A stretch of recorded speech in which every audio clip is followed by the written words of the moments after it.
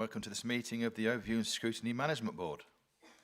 My name is Councillor Philip Roberts. I'm the chairman of this board. Councillor Kane Parkinson is vice chairman of the board, is also in attendance. Can I remind you that the audio visual feed of this formal public meeting is being broadcast live via the City County Council's website, and all the comments will remain accessible online as the meeting recording remains on the Council's website. And with this in mind, I would like to welcome members of the public and press watching this live. Welcome to the following executive councillors and executive support councillors who are attending our meeting today. We have Councillor Tom Catton, Executive Councillor for Resources, Councillor Natalie Oliver, Children's Services and Culture, and also Liam Kelly, Councillor Liam Kelly, Councillor for Growth. Welcome to the following members of the corporate leadership team who are present today. Andrew Crookham, Chief Executive, Heather Sandy, Deputy Chief Executive and Executive Director of Children's Services, Andrew McLean, Interim Executive Director of Resources, Martin Samuels, Executive Director of Adult Care and Community Wellbeing, Andy Gutherson, Executive Director of Place, and Michelle Grady, Section 151 Officer and Assistant Director of Finance. There is no fire drill planned today. This morning, in the event of the fire alarm sounding, we need to leave the chamber and exit the building via the front doors and congregate in the car park at the front of the building, where we will await further instructions. Can I remind everyone to ensure their mobiles, laptops and tablets are on silent for the duration of this meeting. The hearing loop is now activated. Request to speak will be collated by the Vice Chairman. If you wish to speak during the meeting, can you please raise your hand and the Vice Chairman will make a note. We'll now move on to the formal agenda of the meeting. Apologies for absence. Tom, do we have any apologies? Thank you, Chairman. We have apologies from Councillor Corey, Councillor Collier, Paul Brewster and Councillor Findlay. And we have Councillor Dyer replacing Councillor Corey, Councillor Beecham replacing Councillor Collier, and Councillor Cullen replacing Councillor Findlay for this meeting only. Thank you.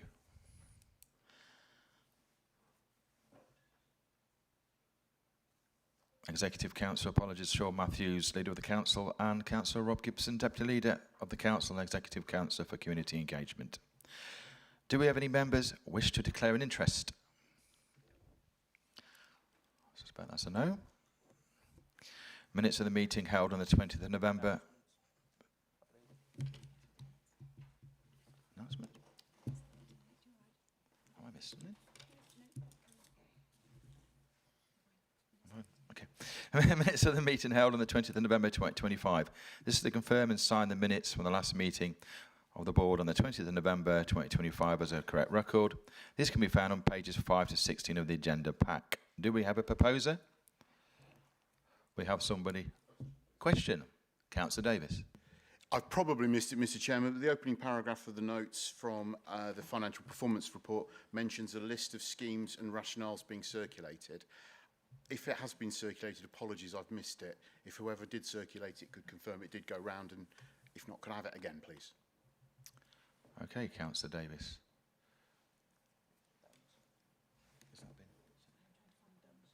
We are just looking into it, Councillor Davis. We're back to you forthwith.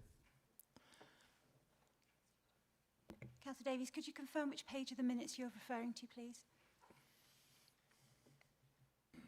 Now you've got me worried. Page 6.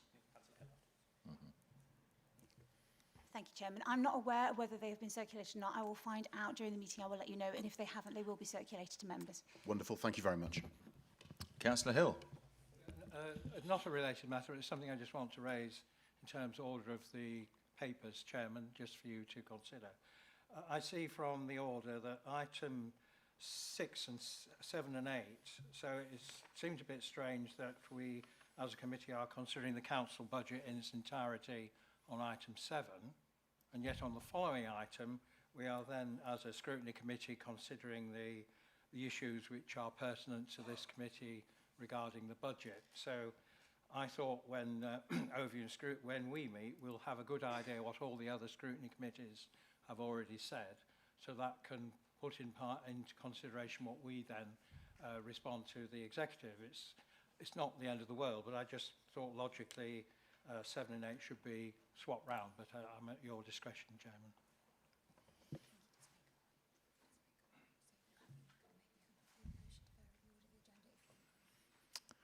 Okay. Obviously, we're going to go through them anyway. Oh, sorry. Michelle Grady. Just for clarification, Chair, that was done at my request and has been at my request for the last couple of years, basically to try and give the context of the overall budget, and then Adam to go into the detail of what this of the corporate functions. It was considered by me to be flowing better that way, but clearly it's at your discretion if you want to change the order of the agenda. I think we'll keep it the same. I hope that's okay, Councillor Hill, because Michelle obviously, I think, has made a good point. So we'll keep that the same, if that's okay. I don't think that will affect anything seriously. So the minutes. This is the confirmed and signed the minutes from the last meeting of the board on the 20th of November. As a record, this can be found on pages 5 and 16 of the agenda pack. Do I have a proposer? Councillor French. A seconder? Councillor Brooks. Those in favour? Those against? Any abstentions? Thank you, they are agreed. Chairman's announcements. I will now pass over to Nikki, who would like to have an announcement. Thank you. Thank you, Chairman. I'm just speaking on behalf of the Statutory Scrutiny Officer to offer you some advice on today's proceedings. The purpose of scrutinising the Executive's initial budget proposals is to provide constructive, evidence-led challenge. It's also to hold the Executive to account for their financial planning and to test the assumptions and projections put forward, and for you to highlight risks and impact. Members are expected to do this in a way that is respectful and non-partisan, and to act as a critical friend to the Executive in this process to help them formulate the best recommendations to February Council. The process for the debate will be that the committee will receive a presentation, and this will be followed by questions from members to officers and to the portfolio holder, and the expression of your views. At the end of the debate, the chairman will lead the committee to consider the proposals that will be made to the Executive, and as a committee, you will prepare a statement that outlines both majority and minority views. You can put forward recommendations to the Executive on the budget. However, these form part of your comments in your statement and are for consideration only by the Executive as part of their decision making. Thank you, Chairman. Thank you, Nicola. So in order to do that, I expect members to comply with chamber etiquette and speak through myself as chair. I'll ask you to refrain from political comments. Ask one question at a time to officers and the portfolio holder, and I intend to allow fair spread across the chamber and ensure that all members get an opportunity to put forward their views and ask their questions. Okay? Okay, so moving on. Do we have any Executive Council announcements from Tom Catton? We do not. Chief Officer announcements. Are there any Chief Officer announcements from Andrew Crookham? No. Okay. Tom, are there any call-ins? None received. Tom, do we have received any councillors' calls for action? None received, Chairman. Right, we'll start with. Indeed. Just a quick question on those 2 points, if I may. You say non-received. Does that mean nobody's inquired or none have been approved on either? Tom? As far as I'm aware, none have been received at all. Okay, on to number 7, the Council Budget for 26-27. The Scrutiny Report can be found on pages 17 to 134 of the agenda pack. The report invites the board to comment on the budget proposals for the next financial year, 26-27, prior to further consideration by the Executive on the 3rd of February 2026. As per the actions required, the views of the board will be reported to the Executive ahead of this meeting. This report will be presented by Michelle Grady, Assistant Director of Finance, and Section 151 Officer. Also present, Adam Hopley, Strategic Finance Lead, Pam Clipson, Head of Finance. Now over to you, Michelle.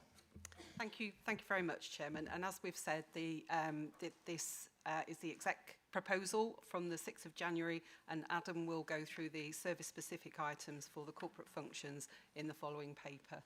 So the executive report starts on page 19 of your pack, and it includes an update to the medium-term financial plan based on forecast costs and funding over the reporting period, proposed changes to our revenue budget with details for 2026-27, scenarios for changes to the council tax charge, updates and proposed changes to the capital programme, and our treasury management strategy, which sets the parameters for managing our short-term cash and long-term borrowing. For context, we had started the budget setting process knowing our cost pressures were going to be outstripping increases in funding for the upcoming year. So we'd begun a process for identifying savings and efficiencies in 2025, which we have reported into the executive and to this board in our Q1 and Q2 finance reports for the current year. This process has run alongside the government consulting on the fair funding and implementing its fair funding review. And whilst this has been positive news for LCC, our draft settlement was received quite late in the process, and we will not receive our final settlement figures until after the 3rd of February exec meeting from the government. The fair funding review has set our funding via core spending power, which looks to assess the relative needs of the authority in the services that it needs to deliver, adjusted by the cost of delivering those services and the ability to collect income locally through council tax and business rates. The government assumed the maximising of council tax increases in its calculation of our core spending power over the 3-year settlement period. As part of this, the government have also rolled into core funding a large number of service-specific grants, which we have previously reported in our service budget lines rather than core funding. For us, this amounted to £81 million, which is described in the paper as funding simplification. Just to state that this is not increased funding, it's just recategorising funding that we were already receiving. Paragraph 2.4 in the report summarises the forecast benefit of fair funding to be around £85 million by the end of the 3-year settlement period, with the government applying a transition reduction in years 1 and 2 to significantly taper this change. Appendix A provides more detail on the funding review and the draft settlement. In terms of our medium-term finance plan, that's set out on table A2 on page 35, and in line with government assumptions, this table is modelled on the annual increase for council tax of 4.99% over the period of the government settlement. But ultimately, the council tax decision and the council tax level is a local decision for members of this council. For 2026, the MTFP shows a balanced budget based on this level of council tax, but also summarises that we have in our revenue budget cost pressures amounting to 82.6 million and savings and additional income of 35 million and a use of reserves for one-off item, including investment in drainage works of 5 million in total across all of those changes.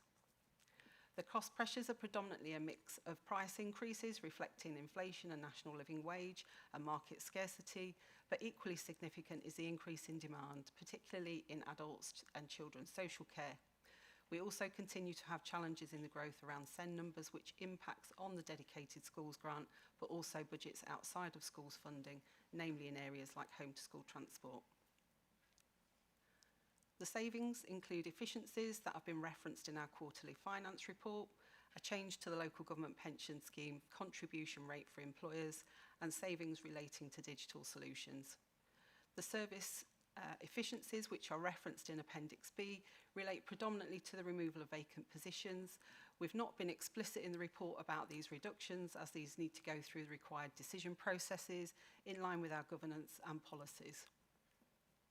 Table A3 summarises the changes by each service line, and full details of all the budget changes for 2026 are included in Appendix B of the report.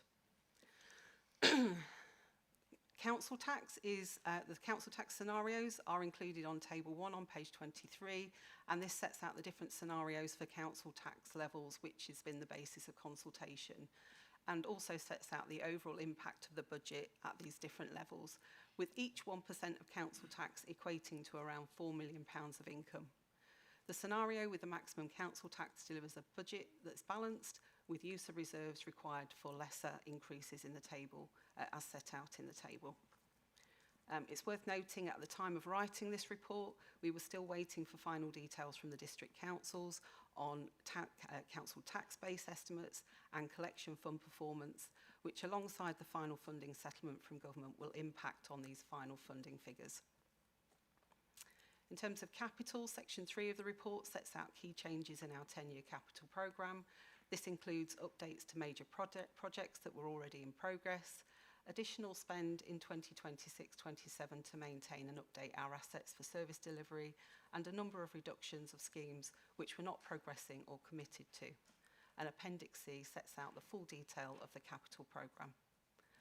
Section 4 of the report sets out a requirement to include the Treasury Management Strategy in the budget proposals, and Appendix D sets out the strategy in full, which includes our approach to managing our cash flow, investing in surplus cash, and our approach to borrowing to fund our capital plans.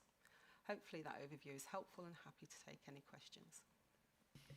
Thank you, Michelle. Now, I would like to invite members to comment and ask any further questions. Councillor Parkinson, do we have any speakers? Councillor Hill. Thank you very much, Chairman, and I have quite a few, but I'll probably stagger it so that others have an opportunity to speak. Yes.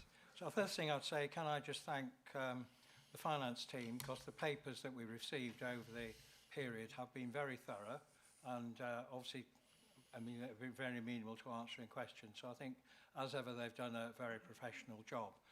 All I would say is, though, again, it's a bit strange that you get more detail, because I'll keep having to refer to the executive papers on the 6th of January. There is more detail in there on the budget than there are in the individual, including this one today, and the individual scrutiny committees, which I find a bit odd. So you have to keep going back. So hopefully in future, Democratic Services can make sure that we get the full details at the committee. And also thank the three portfolio holders who are here today to listen and explain possibly. Very disappointed, though, that neither the leader nor the deputy leader, and obviously they've had conversations within the executive to come to their view, that they are not present today. I think that's very disappointing, because others will probably have to answer for the leader and the deputy leader. So there may be a good reason why they're not here, but I would have thought the most important thing we do as councillors in the calendar year is set the budget, and meetings such as these are probably really vital. So hopefully in future years they will make the effort to put in attendance. Could I just say, I don't want to have two debates. We'll have the council debate next month, and we'll have the one here. All I would say then from my personal perspective is that I think you've got to look at the context of this budget and the external factors which are upon us. First of those is obviously LGR. So I think when we're setting this budget and next year's budget, there is a prospect that this council will cease to exist potentially in 2028, or should we say that's the current plan. So I think that, in bearing in mind in terms of investment in property, investment in various other things, fire equipment, I think we need to be very mindful that the life of this council might not be long term. So one would hope that any investments in those sort of things, and indeed in staffing, is with bearing in mind that, that there will be consequences potentially in a few years. I'm a bit sceptical this actually happened, but I think it's something we should do. The other major issue then, of course, is that the extra funding which this council has received, massive amounts of extra funding. And it's good news. Again, praise to members and to officers over the years of the Fair Funding campaign.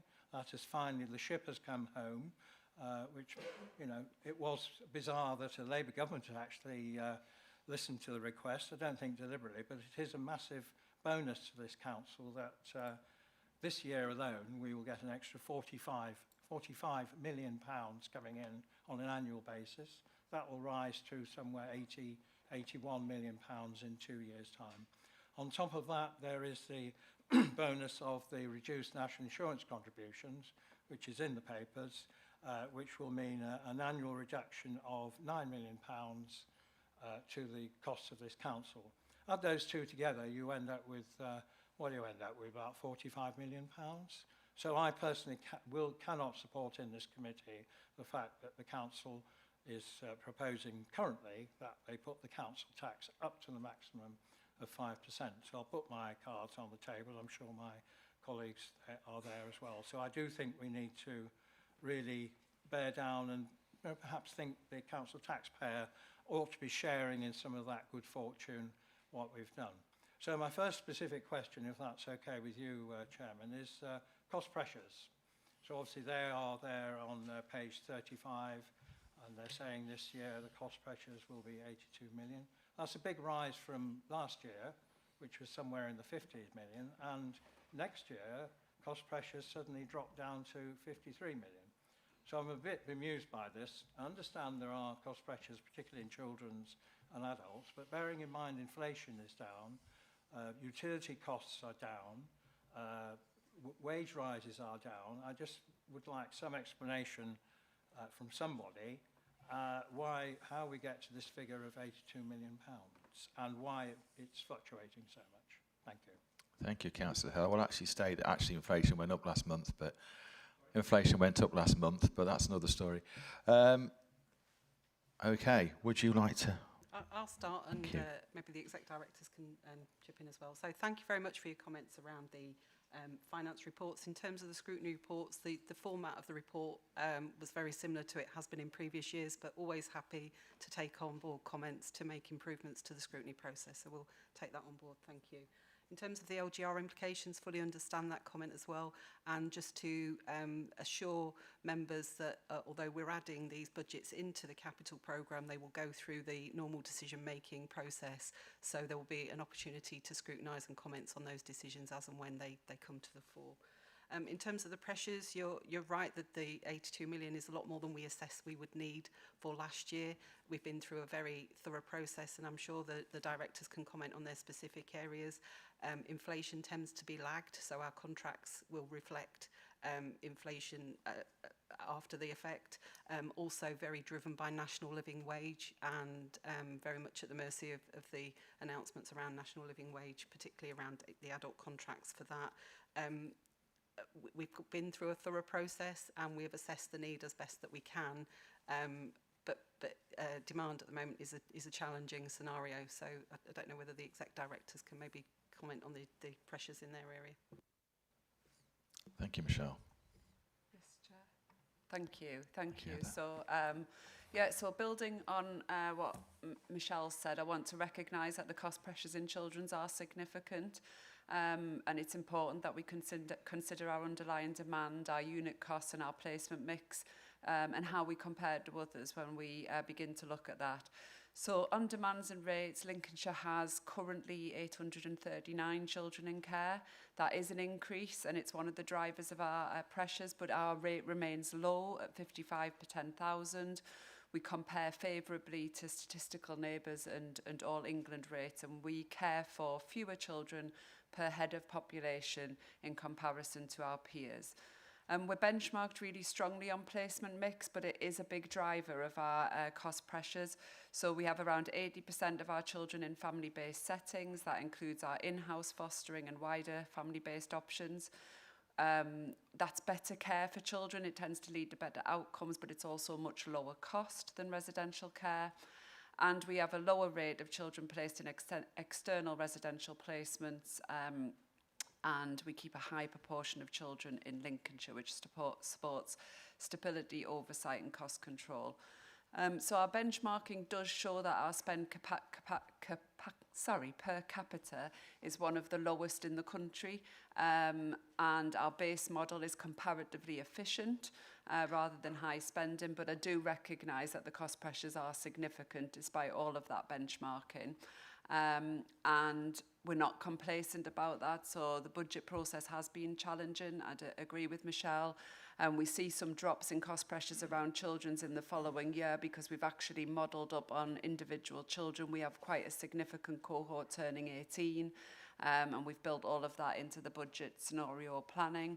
We also have a Children in Care transformation programme, which will increase local provision and reduce our reliance on high-cost external placements where we still have it, as well as further improving step down and permanence for children in care. So that's built into our scenario planning as well.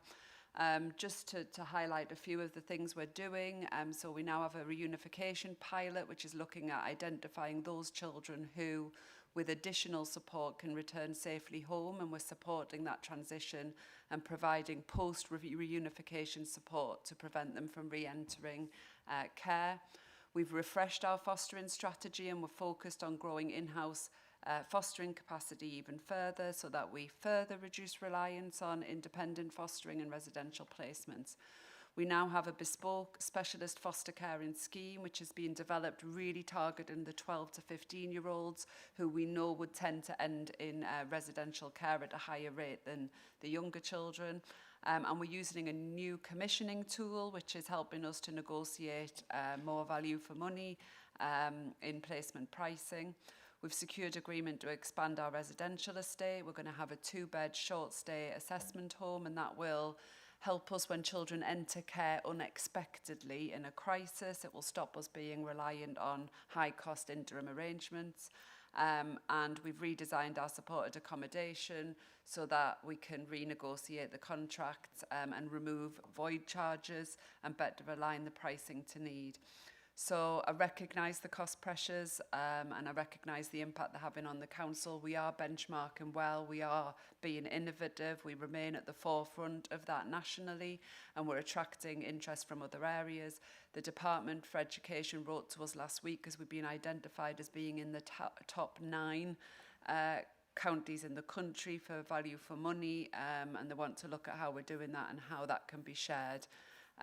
So hopefully that's an overview of how we're managing the demand as far as possible, whilst recognising that those cost pressures are significant for the council.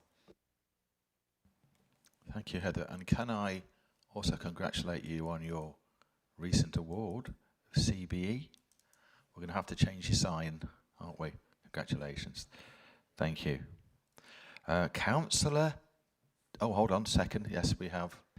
If I Yes, can Martin come in and Samuels, pick up, yes. So reflect what Heather has just said on the children's side, if I can reflect that on the adult side. So Lincolnshire is part of a national process of benchmarking, so we're able to compare our performance in adult social care compared to all other councils in the country. We tend to look separately at working age adults, adults aged 18 to 64, and adults who are over the age of 65. That's the way the data is looked at nationally. So if we look at working age adults 18 to 64, Lincolnshire supports a slightly lower proportion of the population than you would expect us to be supporting, and our average spend per head of population for working age adults is somewhat below the national average. If you look at the older people population, the population over the age of 65, we support significantly fewer people, significantly smaller proportion of the population than benchmarking figures would suggest that we ought to, and we are the 3rd lowest spender in the country on older people. And to put that in context, the England average for expenditure, adult social expenditure, in 2024-25, the latest year for which data is available, the England average was £1,168 per head of the over 65 population. Lincolnshire spent £787, so that's about a 3rd less than the England average. So I say we're the 3rd lowest in the country.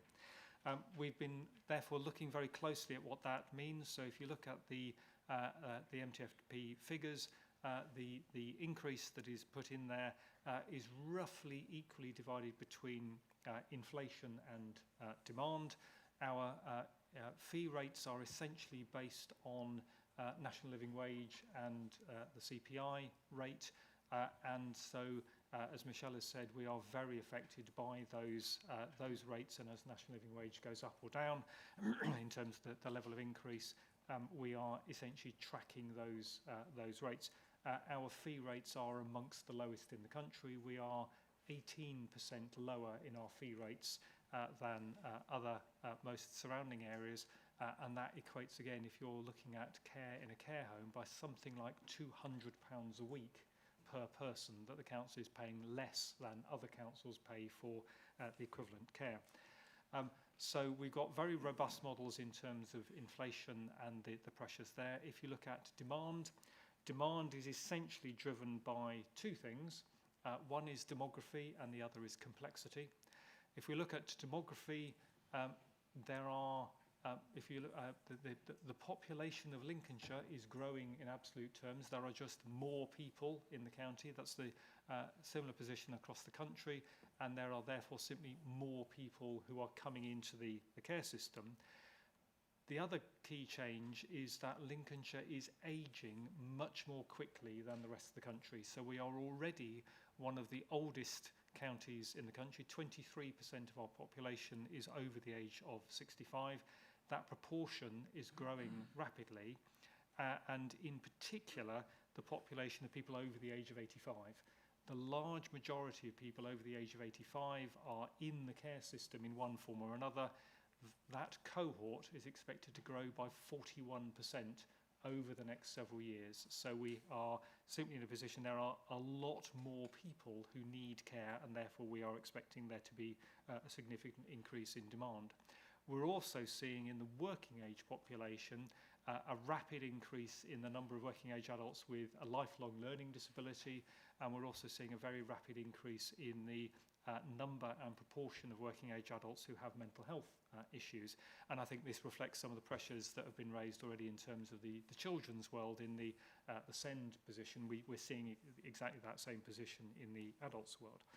What we're also seeing is that our NHS colleagues are really successful in keeping people alive who a few years ago would not be alive now given their health condition. But that means that we are seeing many more people who are in need of care, and therefore the proportion of the population who require care is growing quite rapidly. Now, we're not simply sitting there and saying, well, there's an increase in demand and we just have to deal with it. So the MTFP builds in significant assumptions about extensive demand avoidance work and prevention work, and we're very much working on the philosophy of the adult social care strategy that the executive recently signed off, of a very strong focus on maximising the level and duration that people are able to maintain an independent life. If people are able to maintain an independent life, they don't need care, and if they don't need care, then the council doesn't need to pay for that. And it's very much driven on the basis that living an independent life is a good outcome for an individual. No one wants to be in care. Receiving adult social care is never the ideal position. It may be what's required, but it's never, no one grows up looking forward to being in a residential care home. No one grows up looking forward to needing home care. And so our whole thrust of our strategy is to enable people to live the fullness of their life and never need our care.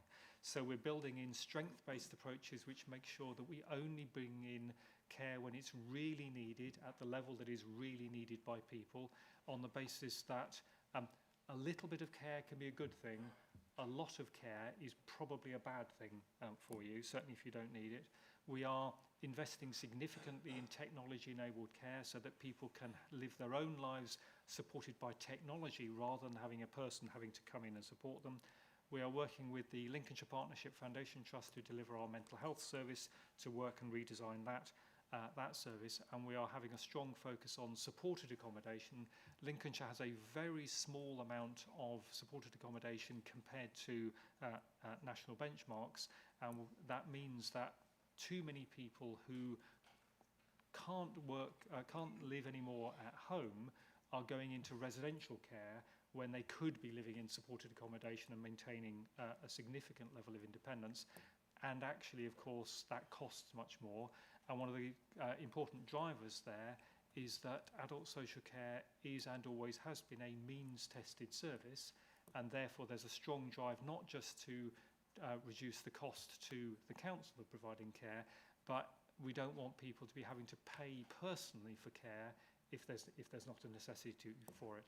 All of those programs are built into the MTFP, and therefore the numbers that are there reflect both the recognition of the scale of the challenge we're facing, but also a significant effort to reduce that the impact of that demand. Thank you, Chair. Thank you, Martin. Very insightful. May I congratulate yourself and your team for doing such a great job. Any more officers? Andy Gutherson. Thank you, Chairman. So some of the pressures that have been experienced in place, similarly to Martin and Heather, relate to our contract inflation. Our term maintenance contract and some of our other contracts, they are contractual commitments, and therefore year by year they are built into those contract mechanisms for the change. If we didn't respect those changes, again, effectively we'd be able to buy less and do less work. Highways inflation is actually running higher than RPI and CPI, currently sort of running at about 4.5%. Construction costs can traditionally be at a different level to those sort of like more common indicators. In recent years, we've also been in a situation where our reactive maintenance budget has run at an overspend, and this is to sort of reflect the fact that that trend is continuing, and therefore we've identified that pressure again in the context of being able to maintain the level of work and activity that we actually deliver against. Home to school transport pressures continue to be a challenge for the authority and organisation, and obviously the clear link there in the context of the overall send pressures, so there is a demand issue there. We continue to make sure that the effective and efficient running of that service keeps the costs that are within our direct control under control, but there are aspects in terms of the increased demand that has an impact and the increased requirements that individual users of that transport system bring to us. And then the other main area that's adding to the pressures in the Place Directorate is in respect of waste. Some of that is in the context of the increased demand. We as a society are disposing of more waste, and we have to react and respond to that. There is also the issue of the payback that we receive from the electricity that's generated from the energy from waste plant. As Councillor Hill indicated, with the reduction of energy prices, the return that we got on that is reducing, so that's built in as well. And the volatility of waste, as I say, does create problems in the market in terms of the consistency of some of the returns that we get from our recycling contracts. Other aspects, the food waste collection, which you'll all be aware is due to start this year, was originally planned to be all in one go. That's now staggered, so we've had to address that in the context of there'll be some further pressures in respect of that. And there are other aspects of the whole waste agenda that have been driven by changes in legislation. So one of the reasons why some of the pressures reduce in waste is there is an increased pressure in year one and possibly in year two, and then a consequent of ongoing changes, those pressures will remove. So that does explain in that particular service area why the point that Councillor Hill's making about why they drop off, that is a contributory factor accordingly, and those expected changes year on year are being built into the medium-term financial plan. Thank you. Thank you, Andy. Any other officers who'd like to add anything? Thank you very much. I then go on to Councillor Dilks. Yeah, I got out. First of all, good morning, everyone. I would associate myself with the remarks from the former leader of the council. The settlement, the indicative settlement, is clearly much better than was expected. I do appreciate the pressures, the financial pressures, of course, but after years of underfunding this council, I'm sure we would all wish to celebrate the extra millions that are coming our way, which is described, I've got to say, in the papers. I read them again last night for this meeting, and you know, it talks about a step change in funding for this council. That is truly welcomed, because it's, you know, we've all been saying for years that Lincolnshire has been underfunding. I also note, I'm on the police and crime panel, and you know, they too are. I think Kent and Lincolnshire are amongst the biggest beneficiaries of the indicative settlement. And then when I look at the risks in the papers, you know, I noticed that, you know, one of the main risks seems to be, let's hope the government have got it right, and that when we get the final settlement, we won't be disappointed. But it does say that risk is low, I'm pleased to say. Mr. Chairman, your opening words about councillors' behaviour no doubt were made following one of the most chaotic meetings I've had the displeasure of attending in 25 years as a councillor. I appreciate you and others couldn't help looking at me. As you know, I was thrown out of that meeting. But I've got to say, I don't need lectures in how to behave as a councillor. It wasn't my behaviour that was in question. And I think in 25 years, I know I've never been denied the opportunity to speak when I've requested to do so, and I had requested immediately prior to that. I wasn't the only one, of course, who wasn't allowed to speak at that so-called scrutiny meeting on Tuesday, nor was the Chief Executive of South Kesteven District Council. I've never experienced a Chief Executive of another authority coming to a scrutiny meeting and expecting to speak. But it was a polite request to speak, and I'm sure she would have had a helpful contribution to the scrutiny process. Sadly, Reform members, I've got to say, voted not to allow her to speak. I think that's sad. However, moving on, I am still concerned at the issue that she would have wanted to raise, which was the proposed removal of £2 million that was in previous budgets to improve Grantham High Street. This, I understand, was agreed by the former executive, when the Conservatives controlled the council, in February 2024, which was also, I believe, in last year's budget, but proposed to be removed in this current budget as no longer needed. I can assure you it is needed in Grantham, and I'd still like to get to the bottom of it. I understand the Chief Executive had previously requested copies of papers relating to that decision, but they were not forthcoming. I had intended exercising my right on Tuesday under the Constitution as a member of this council, under the right of copies to those documents. But as you saw, I was thrown out the meeting, but there we are. A new experience for me, but these things happen.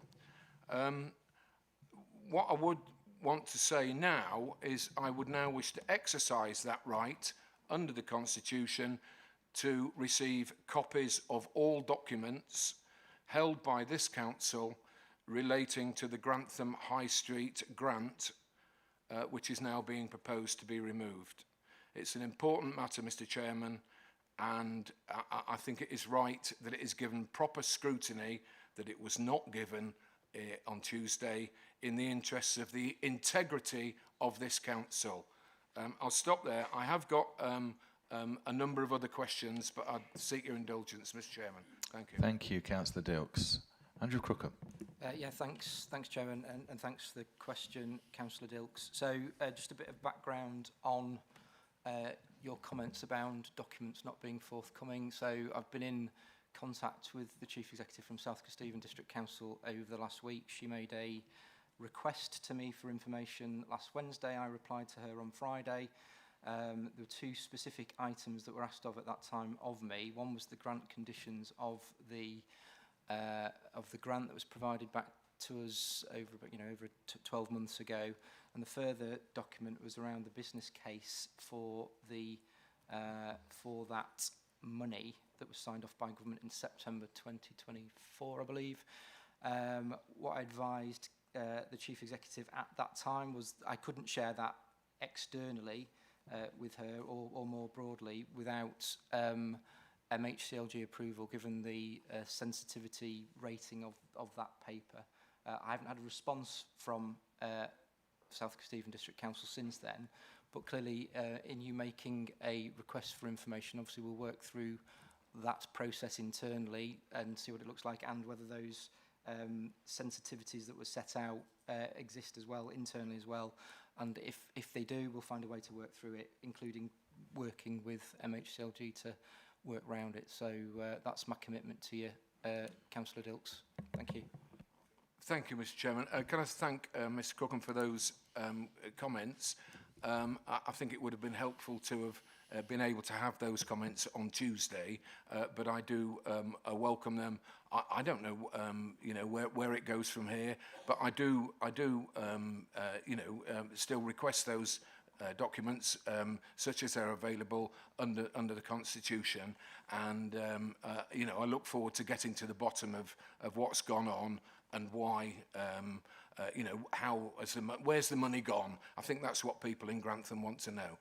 But I'm sure we can get there, and I appreciate that. Thank you.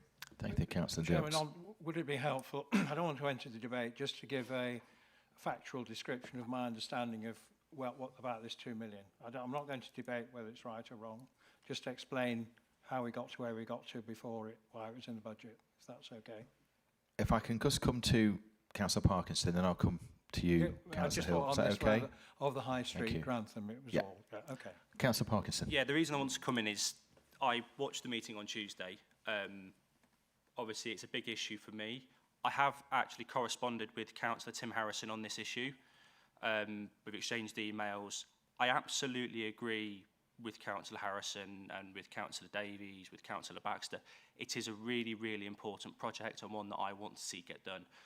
I think there was some confusion on Tuesday, and I think this is where Councillor Hill was going to come in about how this project was going to be funded and the implementation of this project. So I think it's important for this committee that we understand the information behind that. So as far as I'm aware, there was an initial grant funding that came in of approximately £4 million, I believe, or top £2 million for it, but it was time limited at that time. So we couldn't utilise that budget for that specific project because the Grantham Relief Road hadn't been completed at that point. Is that correct? If I just explain my understanding, Yeah, I don't want to get into so what happened was, obviously, when this council put a bid in for devolution, we were offered a £28 million reward, if you like, for if we entered the fray. So I think myself and the leaders of North and North East Lincolnshire met the Minister, and this deal was agreed then that we would get £28 million, and it came back to the council, and the council agreed to go forward. As part of to get this £28 million, the council was required to specifically say what this £28 million was to be spent on.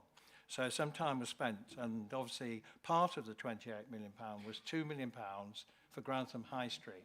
So that is the specific bid that went into the government to say, this is how we're going to spend that £28 million.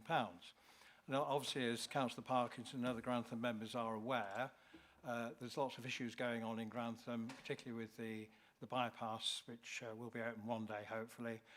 So at the time, because there was also, in addition to this 2 million, the council had already committed substantial sums for Dysart Road improvements and improvements to the old A1. So obviously you couldn't do all those schemes together, and there were, to be frank, there were some quite complicated discussions with SKDC as to exactly how we should spend this 2 million, which I think is a fair comment. So I think the council at the time took the decision, let's get on with Dysart Road and the old A1, which has been completed, because you wouldn't want to do all those three schemes together. So then the plan was to then come back to the Grantham High Street improvement with hopefully the agreement of South Kesterton District Council. So I am told technically we are still within the rules regarding ticking the box as to spending the money on what the government wanted us to. I think it's a bit of a technical argument, but the net result is, of course, the 2 million is no longer there. So I'll just give the history of how we got there, and obviously I won't enter the debate with the rights or wrongs of it, because I think we had quite a lively debate. Was it yesterday? I can't remember. Thank you. Thank you, Councillor Hill. Andy Gutherson. Yeah, if I can just add and largely confirm what Councillor Hill has just sort of played back to yourselves. This was in the context of that original devolution grant. Within the terms of the business case that was signed off with MHCLG, there was provision for substitution clauses. The essence of that enabled the money that was spent on the schemes that Councillor Hill has referred to, including Alma Park, resulted in over £4 million worth of money being spent on road reconstruction works across Grantham. One of the other particular technicalities that related to that money was there was an expectation from MHCLG that it was spent within that financial year, i.e. by the end of the 24-25 financial year. So we spent that £4 million in total, so actually a greater level than the grant was originally intended for. And then the political commitment at that time was to make provision for a future scheme at the point when the Grantham Southern Relief Road was to be complete. The proposals in front of you are suggesting that that £2 million worth of capital funding is to be removed. As I think you said at the beginning, Councillor Roberts, this is, or Michelle Grady said, these are a set of budget proposals, And obviously the point of scrutiny is to scrutinise those and advise the executive as to the view as to whether those set of proposals should be taken forward or not. Thank you, Andy. Councillor Parkinson. Yeah, so for the benefit of the committee, I had a meeting last night with the leader and deputy leader of the council with regards to this issue. I put across the point, I think it's really important. So effectively the agreement is that this project can't go ahead until the Southern Relief Road is open, just due to the impact of traffic flow going through the middle of Grantham. However, I have had a commitment from the leader and deputy leader that the moment that the Southern Relief Road is open and operational, they are more than happy to meet with me and other members to discuss the implementation of the project and allocating the funding for it, whether it comes out of the capital budget or whether it comes out of next year's actual budget as well. They're happy to have that conversation with us. They want the scheme to go ahead. It can't be delivered until the relief road is open. That is the opinion of Highways. I think it makes sense, but it's not a case of this isn't going to go ahead. They've absolutely given me that commitment. I believe them. I'm happy for it to go ahead. It just has to happen in the right timescale. Thank you. Andy Gutherson again. Thank you. And just for clarification, given the point that Councillor Parkinson's made now on a couple of occasions, the delivery of this type of scheme in terms of the professional advice in doing that after the Southern Relief Road is open gives us a better understanding of the changes to the transport movements, traffic movements through the town, rather than doing it in advance, and also avoids creating further disturbance and upheaval at a time when those works are still going on and everything as well. So professionally, it is our advice that it should be consequent on the back of the relief road being finished. Thank you. Councillor Dilks. Yeah, thanks for allowing me to come back, Mr. Chairman. I welcome very much, of course, you know, what appears to be a U-turn, but no, I don't want to go down that road, but I want to go down Grantham High Street. But, sorry. No, I just want to say thank you. What I would ask for, though, and I'm sure the leader will be willing to put this in the budget papers that come to the either on Tuesday at the executive or hopefully in the full papers that come, that commitment is in there to this scheme, and that it hasn't just been removed, but it will be financed. And it will happen. That's what I'm asking for. Yeah, I do appreciate what you said about the bypass. I think Councillor Hill, you know, said that's, you know, it was until the bypass got done, sort of thing. But I welcome what you say, and I would welcome the that commitment from the leader of the council at the appropriate time. Thank you. Yeah, I think the issue that you have obviously within this year's budget is that the Southern Relief Road isn't due to be completed, I believe, within the timescale of this year's budget. So it's likely going to fall into next year's budget. Again, there will need to be a decision made around what part of where the funding comes from. I know there's an expectation of a budget surplus next year. It may come from that, or it may have to form part of the capital programme and come from borrowing of some sort. So those details will be to be confirmed, but I'm sure we can ask the leader to confirm that he's happy to commit to this scheme moving forward. Thank you, Councillor Dilks. Councillor Davis. I have a number of questions, Mr. Chairman. I wasn't going to comment on the Grantham High Street because it's actually in my patch, but just to say I appreciate very much what I've heard this morning. I think both Councillor Hill's summary and Andy Guthan's summary is clear. The reality was that in last year's budget there was £2 million in for High Street Improvement Plan. By the sounds of it, that can go back in now, even with a forward commitment. There are lots of things that go in the budget that slip back. It's one of the sofas that Michelle and her colleagues very often reach into.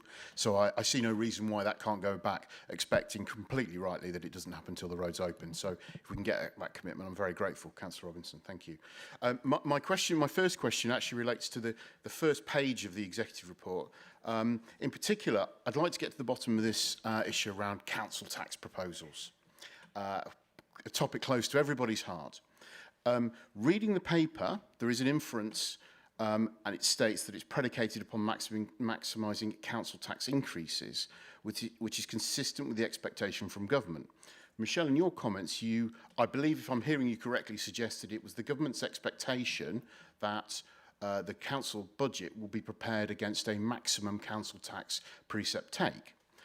My question is, bearing in mind Nottinghamshire and Leicestershire have both proposed less than maximum in their equivalent budget papers, Is that entirely true? And a supplementary to that is, in light of Councillor Matthews' admission at the weekend in one of his typically flamboyant videos that the council tax rise wasn't going to be 4.99%, although he wouldn't be drawn on what it would be, does that not somewhat undermine the budget proposal process when all of the scrutiny committees, this committee, have looked on numbers based on a 4.99?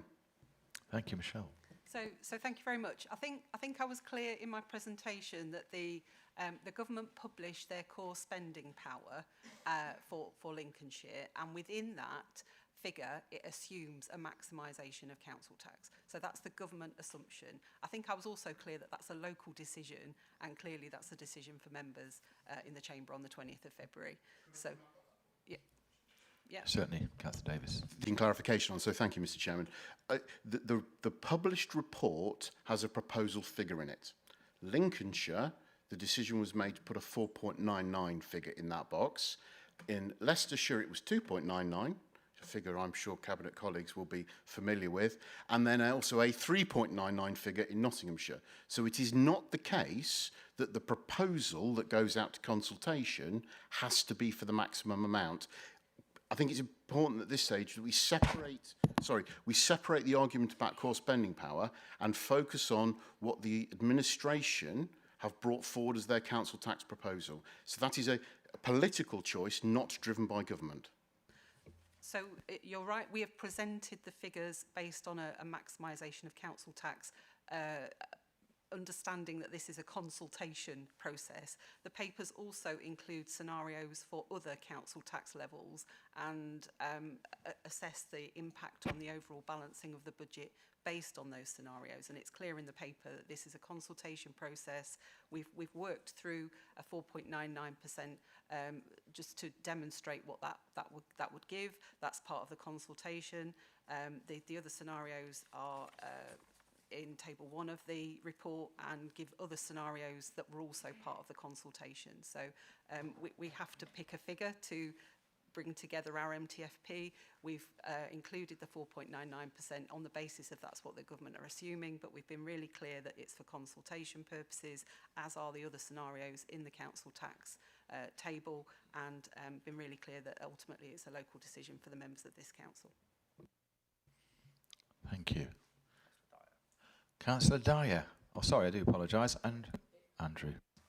Sorry, Councillor Dyer, for jumping in. It was a relevant addition to what Michelle was just answering there. In fact, this council going out to consult on a number of council tax rates isn't unique to this year. We did it 2 years ago, as an example. So, just for added context, in terms of what's happened over this last month in terms of the consultation. So, just a helpful addition, I think. And also, what's been proposed has been changed in the chamber based on consultation feedback, so it's not a new scenario. Thank you. At last, Councillor Dyer. Chairman, firstly, can I just apologise? I thought when I had to dart out, I had the dreaded call from nursery that one of my children were unwell, but thankfully they're not, so I can remain. You'll be pleased to hear. First of all, I don't think right at the start of the meeting when you're introducing the senior officers, forgive me if I'm wrong, but I don't think you mentioned Mark Baxter. So please, whoever wrote your script in Democratic Services, can they just update that? And just your pointed remarks, I wasn't going to say anything, but Councillor Dilks touched on it, your pointed remarks about member behaviour, etc., which is a new addition, and I too, as Councillor Dilks assumes that that's a reflection on the meeting that happened on Tuesday. My comment just on that would be, Chairman, it isn't for you or Democratic Services to adjudicate on what is or what isn't proper in respect to member behaviour. Should anybody wish to make a formal code of conduct complaint, that's to go through the monitoring officer for that process to be carried out, not a pre-written script from what Democratic Services believe is or isn't proper. So if members wish to make a complaint, then we can go down that route should they wish. Maybe they already have, we'll find out. Just in respect to the comments that have just been made from Councillor Davis, Michelle, and one of the many Andrews at the council, Andrew Crookham, I have had a look back at the executive paper last year when, I don't know where he is, when Councillor Hill was leader of the council. And the recommendation last year on page 18, recommendation 2, notes that the budget proposal currently assumes 2.99 council tax increase. So the comments that Michelle's just made and backed up by Mr Crookham don't quite stack up if we look at what was being proposed last year. So I think it's fair for opposition councillors to look at the assumption this year of 4.99% and assume that that was the proposal, because last year we went out with 2.99% council tax increase, and that's what we went with. So thank you, Michelle, for your argument, but just looking last year, I don't quite think it fully stacks up. But just in respect to one of my questions, Chairman, 3.7 within the report, there is a cut of £11.1 million from pinch point for coastal highways. Would, our executive member isn't here, would Andy be able to just provide an explanation as to what that £11.1 million was for, and why it's being cut, and where that money is being spent elsewhere? And just one final point. Councillor Parkinson, thank you for your comments and the assurances that you've received from the leader and deputy leader. That's great, but nothing really is agreed or formal unless it's in the budget. So I think one of the formal recommendations or requests or considerations, whatever you want to call it, from this committee should be for the executive to reinsert that budget line, perhaps for a future financial year. And I'm sure, Chairman, we could potentially take that to a vote. So that can be noted now as a committee. Thank you.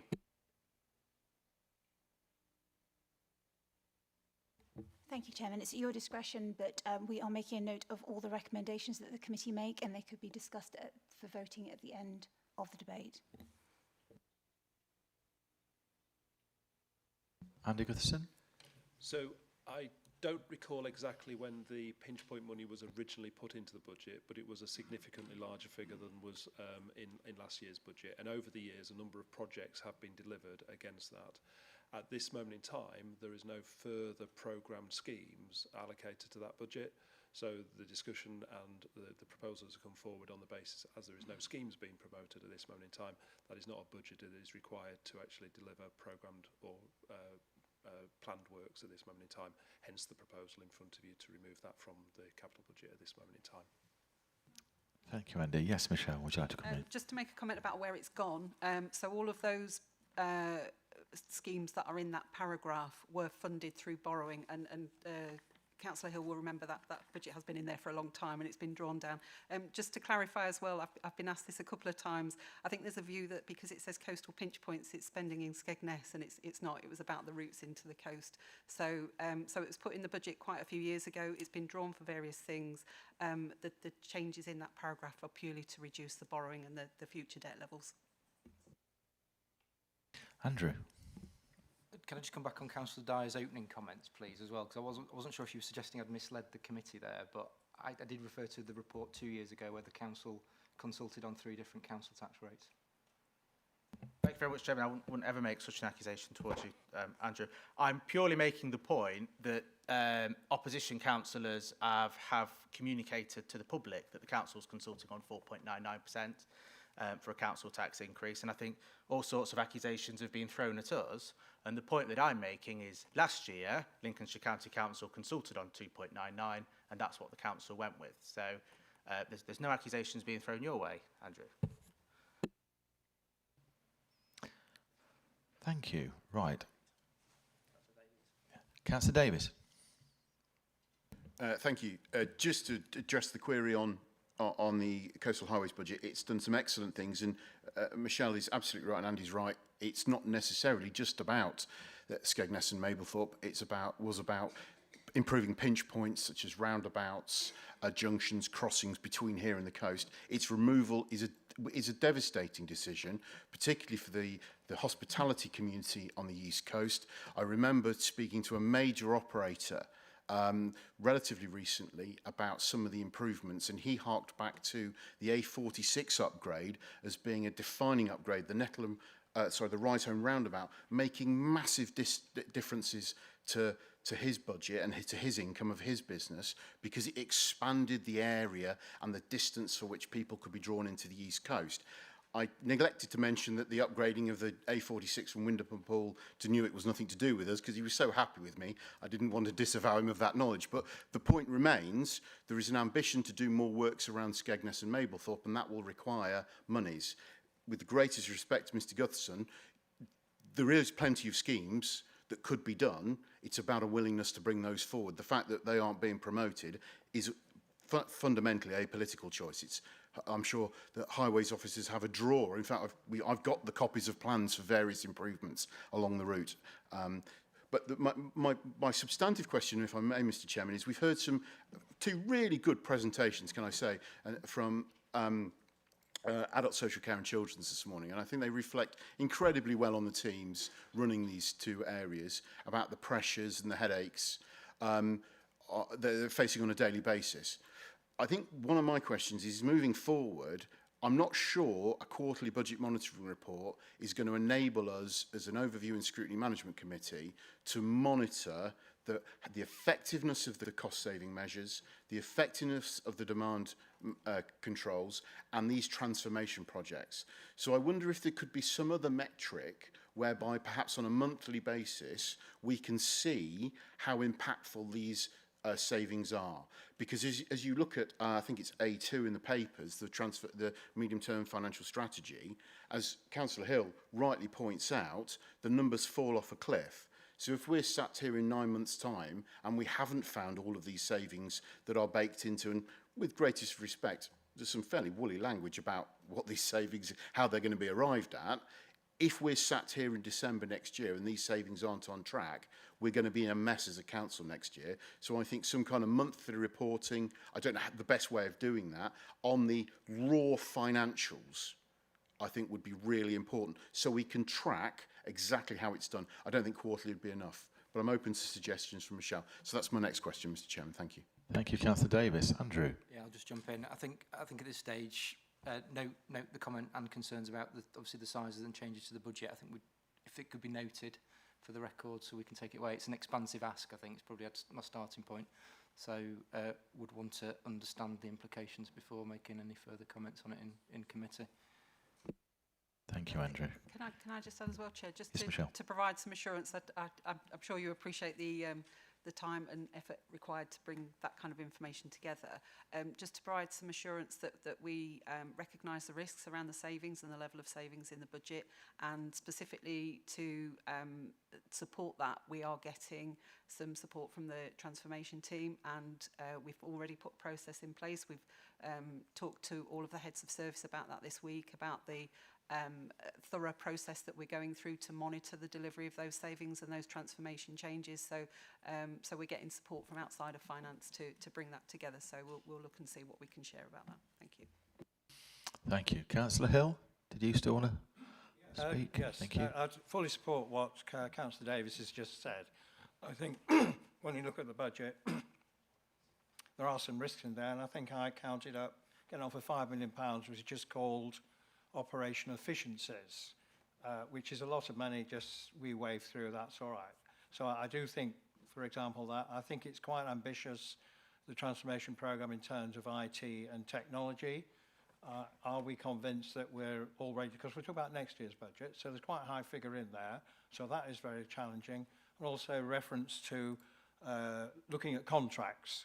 Again, you know, that will be a tendering operation. Again, some quite high figures in there, if you add them all up together across the piece in there. So I think there is, you know, as always, there are some challenges in terms of whether these savings will be realised. And we haven't seen, for example, we haven't seen yet the third quarter outturn for this financial year, which ended in September. It's now, we won't get it probably until next month, I think. So that's quite a long gap. You know, we need to make sure if there's any corrective action needed, we need to do it. My substantive question is about borrowing, Chairman. So in the papers, it does say that borrowing last year, in last year's budget, was £56 million.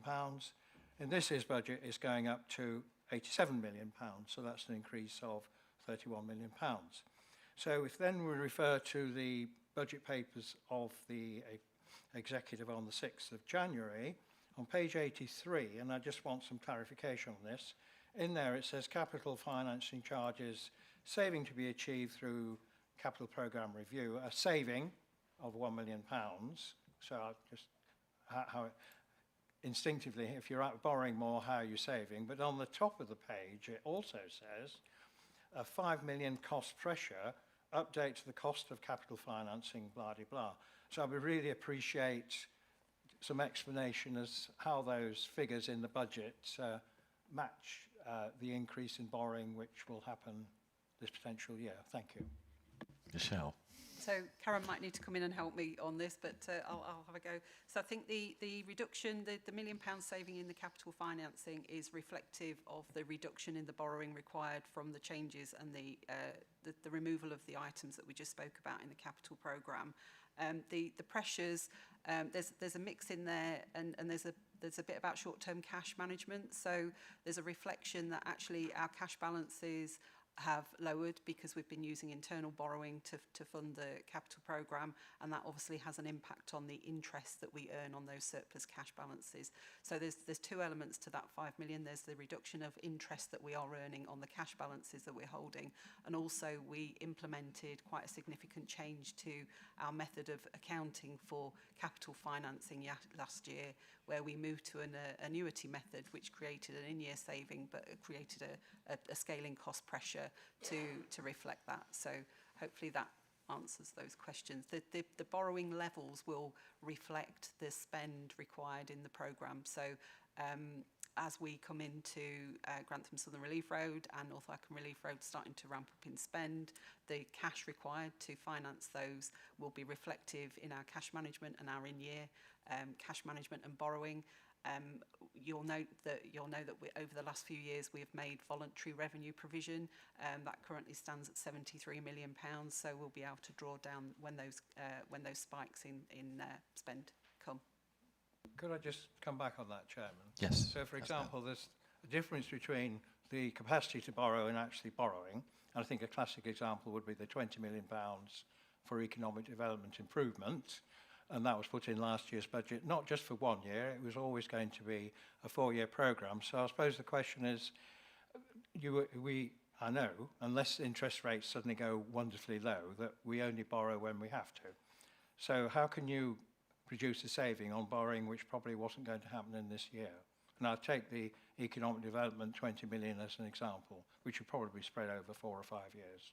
Yeah, so the saving is on the capital financing budget overall, and that will be reflected in the drawdown of the voluntary revenue provision as well as in-year spend and cash management. Presumption that the 20 million was going to be drawn down this year, next year. Not in the current year. It was the next year, which is why how you get to your 1 million saving. It was profiled over 2 or 3 years, I think. Well, the £1 million is a saving for this year. The £1 million will come out of the 26-27 budget. This next year. Yes. I'm sorry. Yeah. But that presumes all the money, all the capital provision was all going to be spent in year, when in reality it never is. So I'm just questioning whether that £1 million is really an actual figure. It's a deliverable saving in the budget.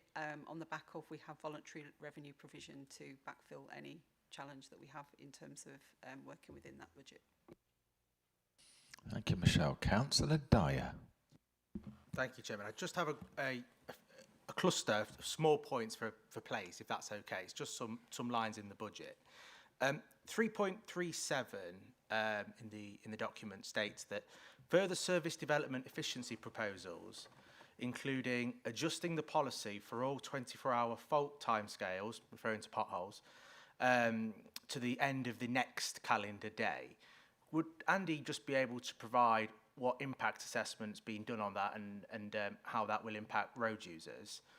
On a similar vein, just whilst we're on place, Chairman, page 76 of the paper, we're looking at budget savings, and within planning, there's a 134k saving to reduce spend on non-statutory community heritage projects. Could you just explain to committee what they are, please, Andy, and provide some past examples, if that's okay?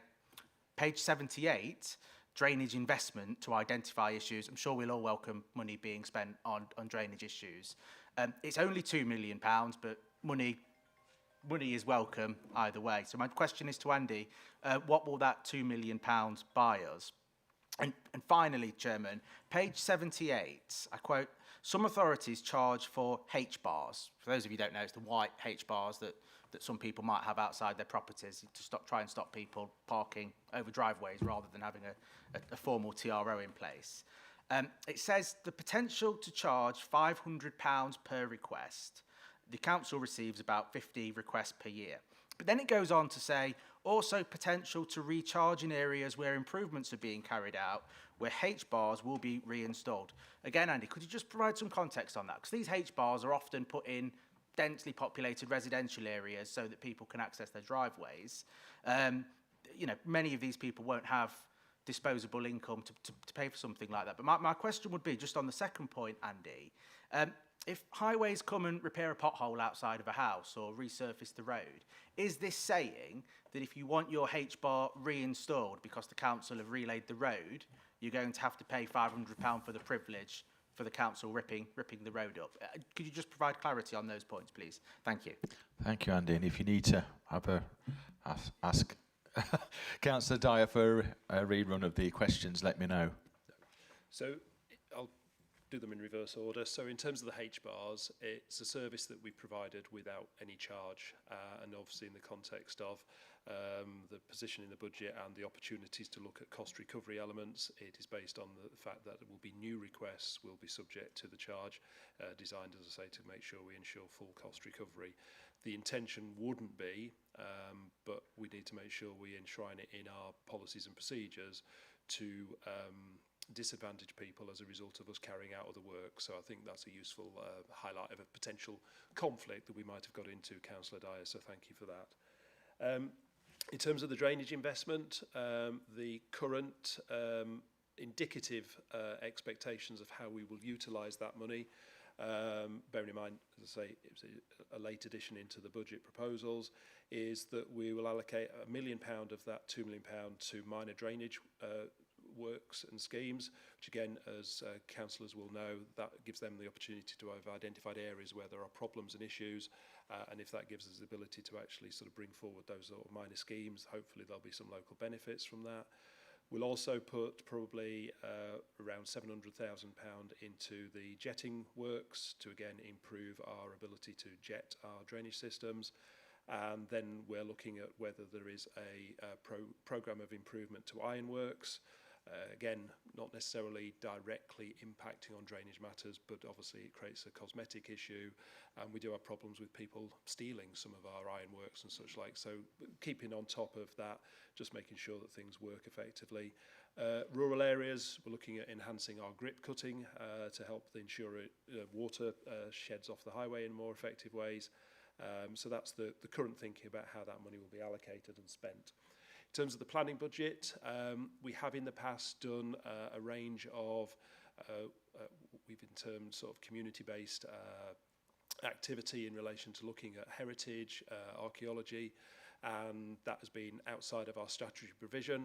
It's been delivered through the planning team because that's where our archaeological resource and capacity exists. And an example, I suppose, of the type of project, I'm not sure exactly from memory how this one was funded, but we did some work about 3 years ago about inns on the coast, which was looking into the history of pubs and hostelries. That type of work would be less of a priority in the context of the choices that we're making. And in terms of the 24-hour response times, we currently make a commitment in our HIAMP that we will make sure that emergency repairs are carried out within 24 hours of when they are notified. We are proposing that the change will be brought forward, that it's by the end of the next calendar day. In essence, the direct impact on that in terms of road users is very limited. Effectively, most of the calls that come in are in the next day anyway.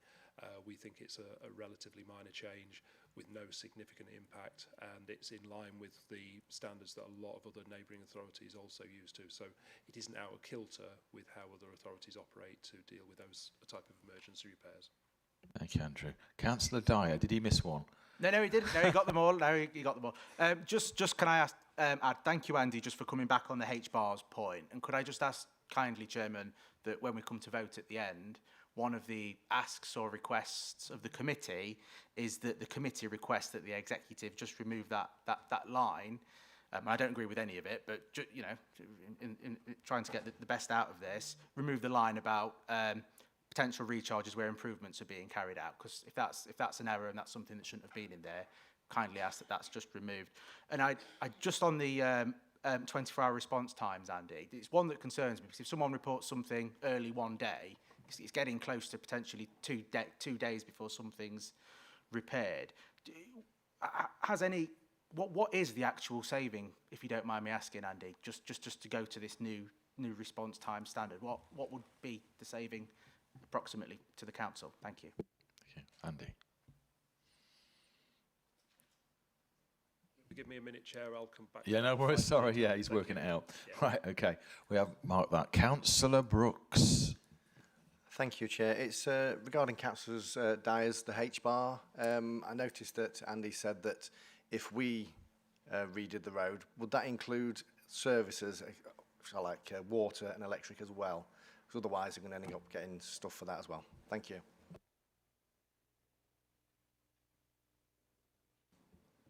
Thanks, Andy. I'll show my skill at multitasking answering that question. So the issue there is we have a set of standards that we expect the utility companies to work to, and their reinstatement should be to the level that it was previously. So the utility companies should be reinstating. We do know that utilities aren't entirely compliant with our requirements, and therefore it means that we do need to make sure that we properly enforce that accordingly. But that would be the starting point at reinstate to the previous condition, yeah. Thank you, Andy. I think he's still working his figures out. Right, okay, we'll go to Councillor Dilks. Thank you, Mr. Chairman. As I said earlier, I've got a number of questions, but I'll keep them one at a time as is going. I think I've got another 4 areas to cover. The first one is at Tuesday's rather shambolic meeting that we referred to earlier, suggestions were made that commitments made by the previous Conservative administration may not be honoured by the Reform administration. As member for the division which covers the currently closed Deepings Leisure Centre, I was grateful to the former administration for an agreement that should there be a viable option coming forward in a timely way to reopen that leisure centre, rather than have it demolished at great expense to this council, that a substantial amount of those possible demolition costs would be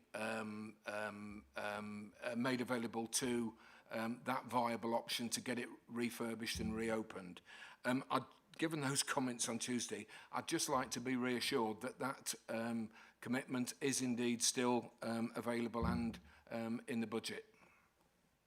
Thank you, Councillor Dilks. Andrew McLean. Thank you.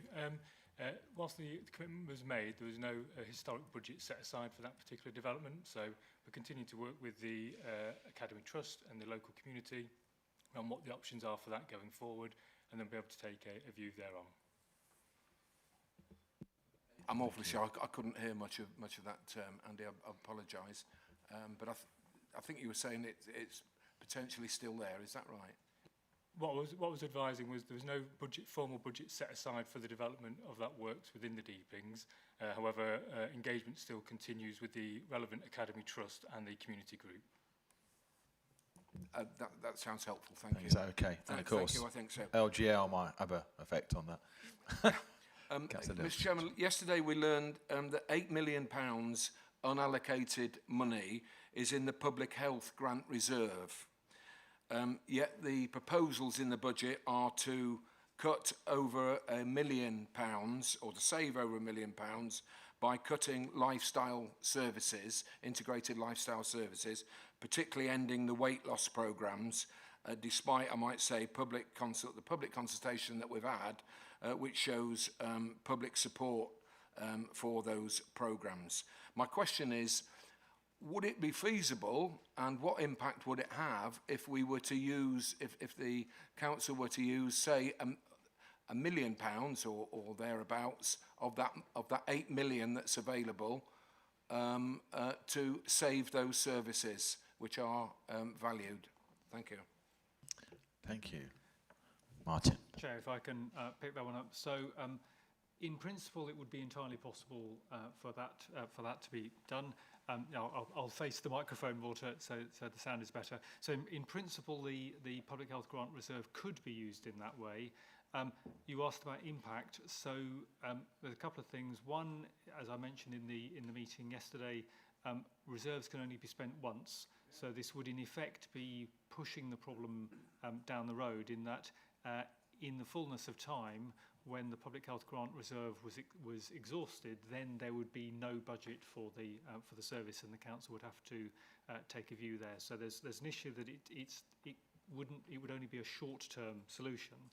The second issue is that we've identified a number of other things that we would want to be spending that reserve on. So I mentioned earlier when I spoke previously about technology-enabled care, we are looking to use a significant proportion of the Public Health Grant Reserve to support the implementation of the technology-enabled care service over the next several years on the basis that one-off seed funding is a very appropriate use for that funding, and therefore if we were to use the funding for supporting the ILS, then we would have less funding available for the technology-enabled care, which we are very clear is a direct cash saver to the county council, and therefore if we weren't able to invest in the technology-enabled care, the risk is that there would be significant additional costs in adult social care.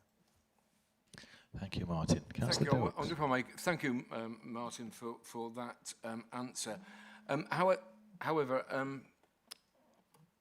I understand what you're saying, but it is only a short-term solution. Given the budget papers, it's only a short-term solution that's required because the budget papers tell us that, well, we're looking for a balanced budget, of course, this year. That in the following years, there's likely to be a surplus. So, you know, £1 million now, and even in the following year, may well save those services, or could save those services, given the step change in funding that we're told is coming. But the other question I have to that is, if we did just use 1 million or 1.1 million, which is the size of the cut that we're talking about now, would having almost 7 million in that reserve left, that would still be there, of course, would that also leave us with an amount over the recommended level that reserve should be? So as Councillor Dilks has said, the expectation from the Department of Health and Social Care is that all councils should hold a public health grant reserve for issues that may arise. The amount that is expected that we should hold is significantly less than the £8 million that we have at the moment. But I think the point I was making was that we have plans for all of the money that would be above that limit, and therefore any reduction or reattribution of that funding to support the integrated lifestyle service would mean that those other plans would have to be scaled back or delayed. As I say, the plans that we've got are generally things that save the council money. Could I have a point of information to Martin, just to prove it's not all Andrews around here? Okay. Could he tell us, he's just told us that, that we've got plans for this reserve. Could he tell us where in the budget papers there is identification of using this reserve? Because I haven't seen, this is news to me, and I promise you I have read these papers very carefully. Could you just tell us where in the papers that we've been presented with, or the executive gave, where it says that we're going to use some of this reserve money? So Michelle may want to come in, but my understanding is that because these are one-off bits of expenditure, they're not covered in the budget of the council, because it's taking one-off expenditure from reserves. This hasn't been made up, of course, since yesterday. Of course not. Thank you, Councillor Hill. In fact, Councillor Hill, it's your turn. Last one, you'll be very pleased. Oh, sorry, Chairman. Andy Gutherson's his advocate, and he's worked the figure out, I think. Thank you. Just looking through all the various spreadsheets to make sure I get the right figure. So the saving in relation to the change to our response times will be £40,000 a year, and just for completeness, the saving in relation to the cost recovery on HBARs will be £25,000 a year. And an apology to Councillor Dyer, I don't want to be accused of misleading the committee. The intent was, in the way the policy was being worked up, or the cost recovery was being worked up, it was on the basis of all HBARs would have to be paid for by a user. So my point earlier was incorrect. So in the context of your indication of what you would potentially want to move, that probably adds weight to why you might want to raise that later on, Councillor Dyer. Yeah, Councillor Dyer. Sorry, Andy, could I probably my simple mind didn't quite understand that. So could you just re-explain the HBAR thing in plain English? And just on the 40k saving, obviously I don't sit on this committee, but would it be possible through highways, Andy, towards the end of next year, is there an analysis being done to look at the claims data? I assume we'll be able to get that feedback, won't we, to see how many claims have come through after that would have been the same day repair, how many have come through and how much it's actually cost the council. It might end up still being a saving, Andy, but I assume that will be analysed to see if in reality it creates a 40k saving. Sorry for coming in, Chairman, but... It's okay. Councillor Dyer. Yeah, I can commit that in the context of any changes that are made to our highways asset management policy, they're always reviewed, the data is there, and as I've indicated, if this budget proposal is approved, then the high amp will have to be adjusted accordingly to reflect that in the context of that. And yes, one of the risks is in relation to insurance claims, and we do monitor that information very carefully. So yes, we can make sure that information is reported. The point about the HBARs was that yes, if a HBAR is removed as a result of works being carried out, they will not be replaced unless a third party pays for them. Is that okay, Councillor Dyer? Thank you very much, Andy, for clearing that up. So just to be absolutely explicit, if a HBAR is installed outside somebody's house that they pay for today, and in a few months' time or a few years' time, the LCC highways either fix a pothole and remove part of that, or resurface the road, if the resident wants that HBAR to be returned, they will have to pay again for it. Is that a correct assessment, Andy? That was the current thinking in terms of how that policy would have been brought forward. As you've indicated, Councillor Dyer, you might want to seek to sort of seek a vote to sort of suggest something alternative. Chairman, I can already see you whispering to Nicola. I'm assuming that you've noted that, and I'm assuming you've predicted my request for a vote. We're going to add that. I know you know you too well. Yeah, we're going to add that to the list. Thank you, Chairman. So.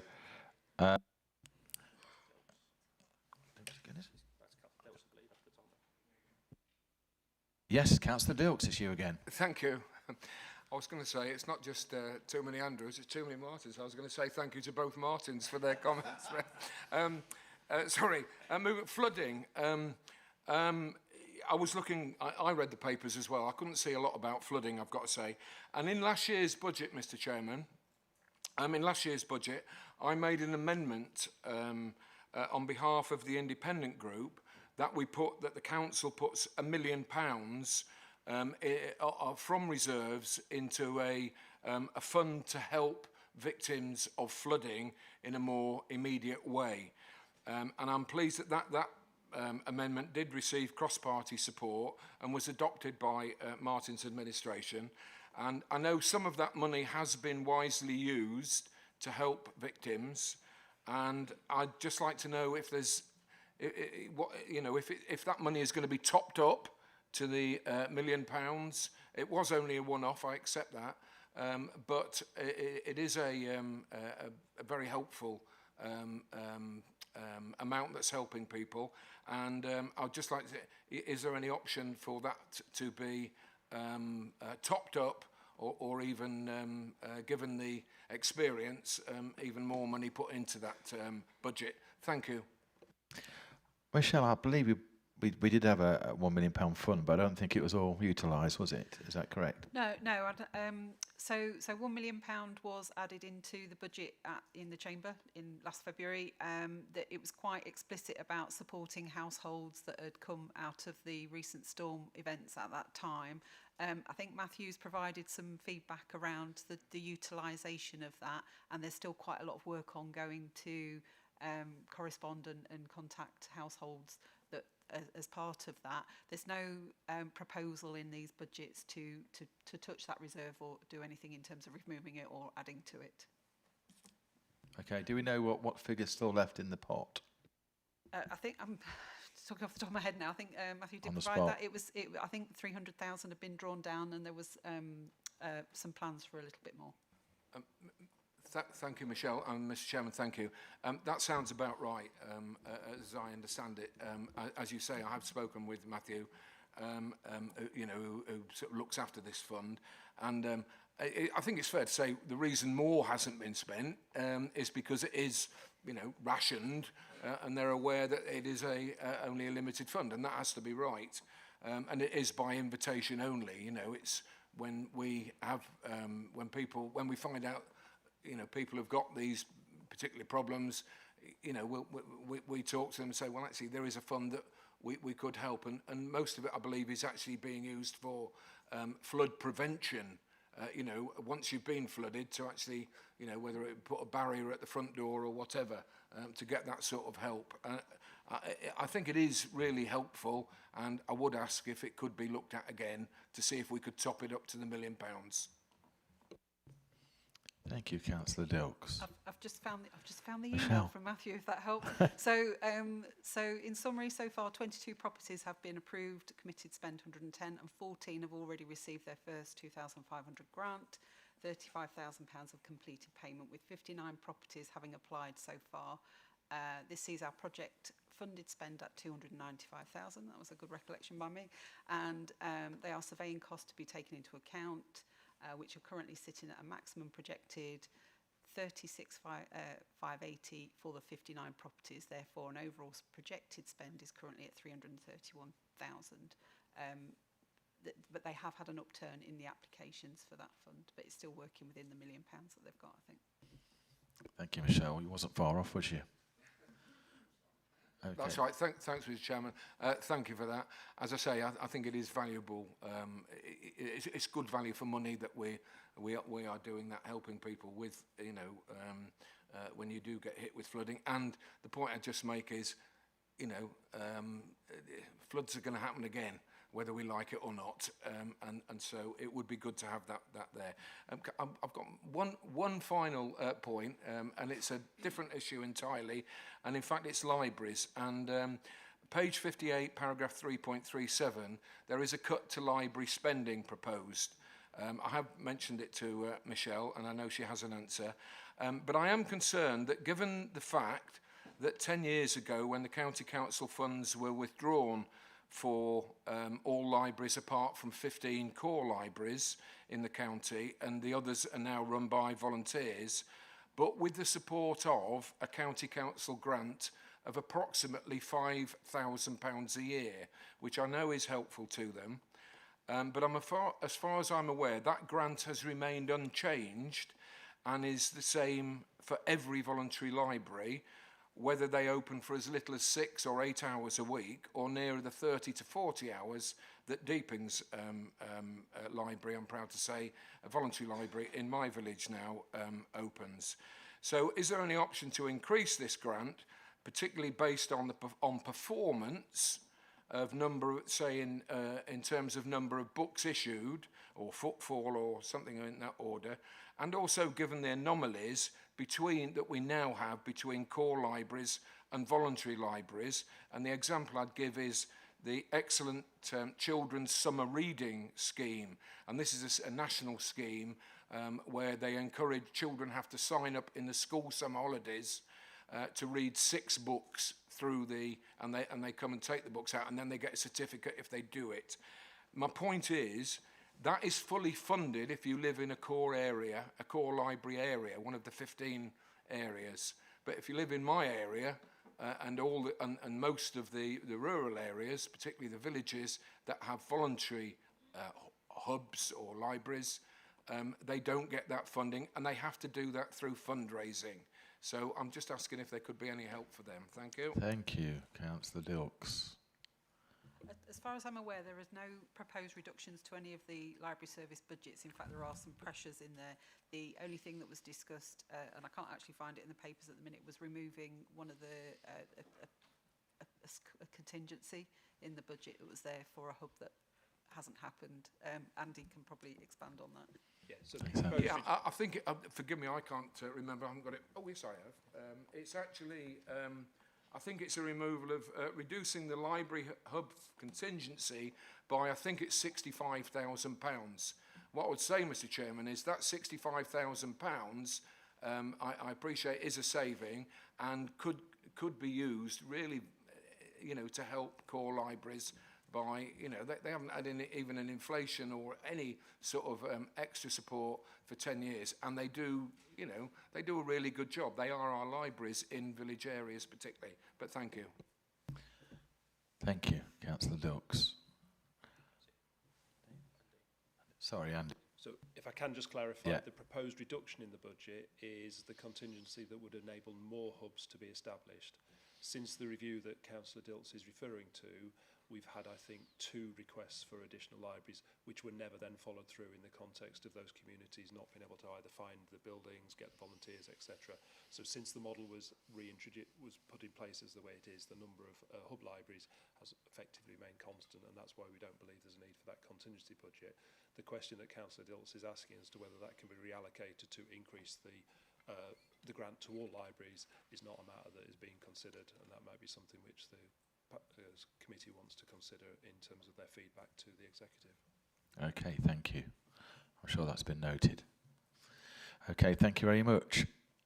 Councillor Davis, I did have you on my list.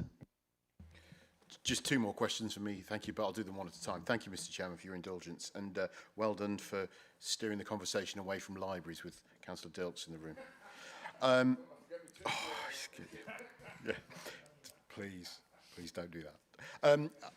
On a bigger note, in some sense, more over the budget, I can't help but notice the reserve situation.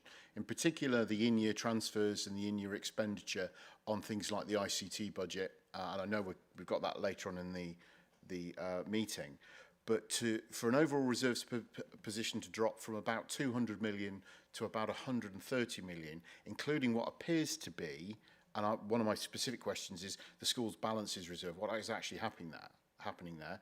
But my question to from a kind of a 151 position is, are we comfortable with that drop in reserves and that it's sustainable when you look at the forward projections on the medium-term financial strategy relying on some fairly big asks? We're taking quite a big chunk out. Thank you, Michelle. So I think with the school balances, we tend to have the individual school budget share balances are in there every year. So it will go down during the year to give them their carry forward from the previous year and generally go up at the end of the year when they add back their balances at the end of the year. That's the main school budget part. I think we've been quite vocal in the drawdown of the reserves in the DSG for funding the high needs block, and we have exhausted that reserve in terms of any balances that we had that could be funding the overspend on the high needs block. And now, as you can see, that we are now going into a deficit position, and we have clearly reported that during our Q1 and Q2 position. The school's balance is ring-fenced, so the government have put the statutory override in place to say that that doesn't affect the rest of your going concern consideration. So it's kind of been parked by the government, and whilst that's helpful in terms of it doesn't affect the overall viability of the council, it's clearly cash going out the door. And Heather might want to come on to this about what the government are doing in terms of the SEND reforms and the challenges of the high need blocks. Grant reserves have been drawn down in planned use. Martin's just talked about some of the public health commitments and other grant reserves we've been drawing down in the year to ensure that we're maximising the use of those before we look for council reserves, earmark reserves. The financial volatility reserve and the general fund reserve are our emergency reserves, and they've remained at the same balance for a number of years, and we've got no plans to draw down those at this point. The general fund has actually been increased to reflect that policy that we've got to keep it at 2.5% and 3.5% of our general net spend. So I'm confident that the reserves are still there, and we're still at an acceptable rate, and clearly my comment on the robustness of the budget and the reserves level will be part of the budget paper that goes to council. Thank you, Heather. Thank you. Thanks, Michelle. So the cost pressures in SEND are significant, and I think seeing the high needs budget go into an overspend position is somewhere we hoped we wouldn't get to. But I think it's important to be clear with SEND about what is driving that. So we are seeing a really steep increase in demand for statutory assessment, for EHCP plans. We're seeing increased complexity of need, increased cost, and a lack of availability of provision. Many of that is driven by national policy, and the local levers that we have are often limited by the legislative context in which we're working. You will have all seen that this has received a lot of attention nationally, and there is acknowledgement by the government that there needs to be reform to the SEND system. And again, I think many of you will know we were one of the last local authorities to be moving into this position, and again, I recognise it's significant and not where we want to be, but we are doing a lot of work to mitigate that as far as possible, but we do need to see those national reforms. So you'll have seen through other committee reports that we're working really hard on our SEND sufficiency transformation programme. We've expanded our specialist places within Lincolnshire. We've developed and grown our resource provision and our mainstream hubs, and we've improved the pathways to support children earlier and closer to home. That is all in line with what the government is saying will come out with the reforms, but we're hoping that what will come will allow us in the legislative framework at tribunals to be able to argue on the council's behalf with backing from national policy effectively. So we do need that national reform. I think we'll continue to see a slow growth in that. Well, it's not that slow. We'll see a growth in that overspend because it is demand-led. And the Children's Scrutiny Committee has been looking in detail at some of the measures that we're putting in place to mitigate that as far as possible. But I think I said last year as well, this is an area that the local levers are not as powerful in mitigating. Thank you, Heather. Councillor T.J.G. Dyer. Thank you, Councillor P.J. Roberts. Just in response to Councillor Brooks asked a question earlier about the H-bars and utility. Just was on my mind as we've been speaking. If a water repair happens outside of a property, sorry to bang on about this, but for water repair, as Councillor Brooks highlighted, happened outside of a property, am I correct to assume the contractor, the utility company, are responsible for reinserting a H-bar, and then if the next week there's a pothole that's repaired by LCC Highways, under this plan, LCC Highways won't reinsert the H-bar. So just clear that up, please, Andy. But that wasn't my main point. It was just something, Councillor Brooks, you made a pertinent point, so thank you for that. Just in respect to a lot of the heat from Tuesday, the Economic Investment Fund removal, I'm pleased, Councillor C.J. Parkinson, you were able to get a verbal commitment from the leader and deputy on that, and I hope we can maybe get a commitment from them in respect to the £20 million there. But I'd just be curious to know, Andy, and it's partly why I sent the email to Andrew last night, stroke this morning, whenever it was. Have we had much stakeholder feedback, Andy? For instance, at the fairs, there's the stakeholder engagement panel, isn't there? Has feedback been sought through that? And on a similar vein, the defence sector business proposal, there's the Science and Innovation Park there. Has there been any formal feedback from stakeholders on those? And Chairman, PJ Roberts, if I may, you've used Control F to try and find it in the report, and I can't with Control F, and I'm here in Councillor Corey's place today, and she won't be happy with me if I don't ask the question. Leverton Fire Station, which she asked a question on at the last full council meeting, for those of you that present were there, about the upgrade for that fire station there. As I say, I've done Control F and I cannot see any mention of the word Leverton within this report today. So is there a commitment from the council for the upgrading of Leverton Fire Station, yes or no? If the answer is no to that question, Chairman, I'm not that familiar with fire and rescue. Please could perhaps the Chief just provide an update what that means for the Leverton Fire Station? How long can that continue to be an active fire station? What are the impacts of the local communities there? Just interested to know, and I'm obviously, hopefully you can shed some light on it. Thank you. Thank you, Councillor Dyer. Andy Gutherson. So, in terms of the questions about H-bars, if it's acceptable to the committee, I will get a complete written answer to clarify the issues rather than stepping into different spaces and such like. I'll make sure that is received before the executive meet next Tuesday so that that will be information available. And in terms of the issue around the impact of the £20 million economic development programme being removed, we've not gone out and had any formal engagement because at the moment it's still a proposal. And obviously in the context of a process that we would enter into to advise people, I'm not aware that in the context of the proposals that that's resulted in any specific comments that have come back to us at this moment in time. But again, I will check with the team and advise if that is actually correct or not. And Councillor Roberts, I think you were advised I need to leave the meeting on the basis I have a train to catch. If that's acceptable. That's acceptable, Andy. Thank you. I'll just check with Councillor Dyer. Any more questions? No, Andy, I'm grateful for you coming back in writing on that. Thank you. Thank you. Mark Baxter, thank you. Okay, Councillor Dyer, in regards to the any capital for Leverton, just confirming that there hasn't ever been any capital aligned to Leverton upgrades and programmes, so that'll probably be the reason why it's not mentioned within the in the budget proposals.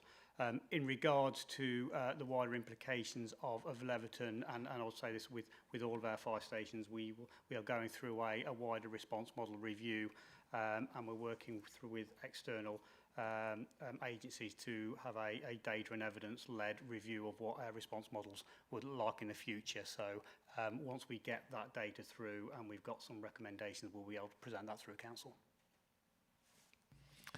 Thank you very much, Mark.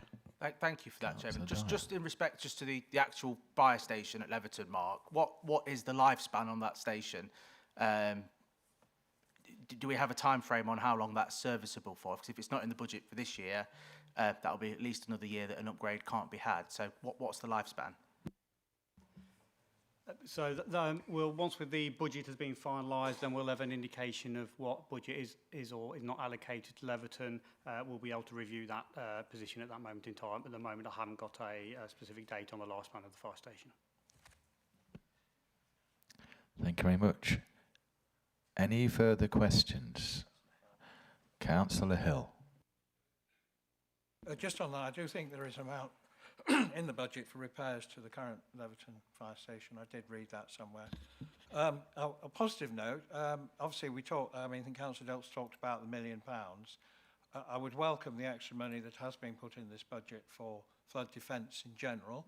Thank you, Councillor Brooks, for that. And that's gone in, and I think Councillor Brooks has been very active in going around, certainly my patch, I'm sure others, looking at the problem. So I think something you would very much welcome in the budget, that extra funding that's gone in. £10,000 to the risk of somebody hitting a very bad pothole on an A road because of it, is it sensible? I would suggest not for the 24-hour response. It's a pitiful saving for a massive risk, and in terms of cost benefit, I just think that's something we should do that. You're very brave, Councillor Dilts, mentioning the 5,500, which I'm very proud of. We give to all the voluntary libraries. It is discretionary, of course, so somebody's axe is probably hovering as we speak. They haven't noticed. So I'm not sure it was a good idea to bring that up at all. The question I've got actually is about the capital programme in the detail. So we're back to Appendix C of the full council. I have to say, when you look at it all, how bare it looks for next year, because obviously it is going to be cut very much. So I've got two specific questions. One is that extra care, obviously Hoplands is in-house. Presumably, if you had the ability, you could have more extra care, because we are, as Martin keeps telling us, we are actually quite low in our capacity of extra care housing, which is actually saves us money, but also gives a better quality of life. So in an ideal world, presumably that would, more investment in extra care housing would be good. Similar with children's, I know there's some extra money being put in, and obviously one of the things, the £100 million we borrowed to build all these new, I wish this person would just get lost. It's on my iPad, I'm sorry. Obviously we could do more, both with provision for existing schools, but perhaps even build even more special schools. So in an ideal world, presumably you would like that, would do that. The one I'm really struggling with is the highways, where if you look at the detail, it says, well, this year, a total of £74 million, made up of 60 million from the government, 14 million from the council. In the papers, it says there's only £12 million for highways asset protection. That can't be right, because my understanding is that the government's giving us a bit more, and so I don't understand. That's on page 89. So I don't understand why under highways asset protection we've only got £12 million there, where I'm very confident that we're spending a lot more. Thank you, Chairman. So I can just comment on the highways programme. The 12 million that's in that line for future years, you're quite right, is the revenue contribution that we make from our highways revenue budget into the capital asset management programme each year. What hasn't happened in there is and this is just due to the timing of the publication of the reports, the DFT announcements around the additional grant funding for highways asset management will be in the final papers that go to budget. Go to council. This year, on this, internal funding is 14.4. It's dropping. Yeah. Is it, so 12.3 was the original commitment to up the highways maintenance programme. There's been a couple of other additions to that in the last couple of years around, I think, PRO drainage. I have to come back to you on that, but so there have been a couple of other revenue contributions made into the highways asset management programme. What's missing from there is the updates on the DFT grants. But also the returns we sent to government, we are saying we're spending currently, planning to spend 105 million. So I can't tally all these, because this is the report, this is what we sent to government in our returns to the Department of Transport. Okay, I've not seen those returns, but can happily look at them after the meeting. Thank you, Councillor Dow. Are we pre-warning you we're going to try and finish at 12 for a comfort break? I'm not sure about anybody else. Yeah, that's fine. Councillor Davis? Just a brief one from me very quickly. It's a general question. I mean, I'm sure, Mr. Chairman and Vice Chairman, you look like regular Daily Telegraph readers. No doubt you will have seen this week the frankly criminal scorecard assigned to the OBR in their ability to forecast and predict financial changes. It's scandalous. Why we're even employing these people is beyond me. I think out of the 25 assessments granted, they got one of them right. Ridiculous. Now, why that's relevant particularly here is I always worry, and I have asked this question in previous years, how accurate are our inflation prediction models? Because, of course, if we predict inflation wrong, then this model goes out wildly. And I just wonder, I know we use external providers to give us some of this knowledge, but do we kind of check they're accurate, for want of a better expression? I am conscious I'm talking to two finance men on the top table as well. Michelle. So Chairman's probably more in line with these than I am, but so each of our spend lines has different contributing rates to the inflation factors that need to apply. So Martin mentioned earlier that one of the biggest drivers in the adults contracts is national living wage. So we have to use things like the low pay commission information to factor those things in. There's very few of the contracts that are purely just CPI. But we can only use what we are aware of. Andy mentioned that the highways use the NEC construction rates, so we very much rely on the teams feeding back to us about what's going on in that realm for this. We can only predict as well as the economics people can predict, and that's why we hold contingency to deal with any of those things in year and ultimately reserves. Thank you. Heather. Thank you. Sorry, Councillor Hill. So to come back to your questions, which I think were around, in an ideal world, would we build more children's homes, more special schools and more extra care? And I'll let Martin answer on the extra care. I think within reason, yes, every children's home we bring creates other pressures, doesn't it, in terms of revenue, in terms of reputational risk. If we get too big and we can't run high quality, that's risky. And in terms of the special schools, we want to you know, the ideal world would be hitting the sweet spot where we didn't need any more provision, and that we had enough provision. But again, building more places doesn't give us more revenue to fill them, and it wouldn't solve necessarily the overspend on the high needs block. So I think for both of those, we've got a sufficiency plan, and both of those include expansion and growth that is either affordable within the grants that we get or is deliverable, and is mindful of national changes. So I think in principle, yes, we'd like more of our own provision. We tend to feel that our own provision's higher quality and more cost effective, but there are limitations around that as well. Thanks. Thank you, Heather. Said, if I can pick up You can indeed, Martin. Thank you. The extra care issues. As Councillor Hill says, Lincolnshire has a much lower proportion and volume of supported accommodation than you would expect us to have as a council.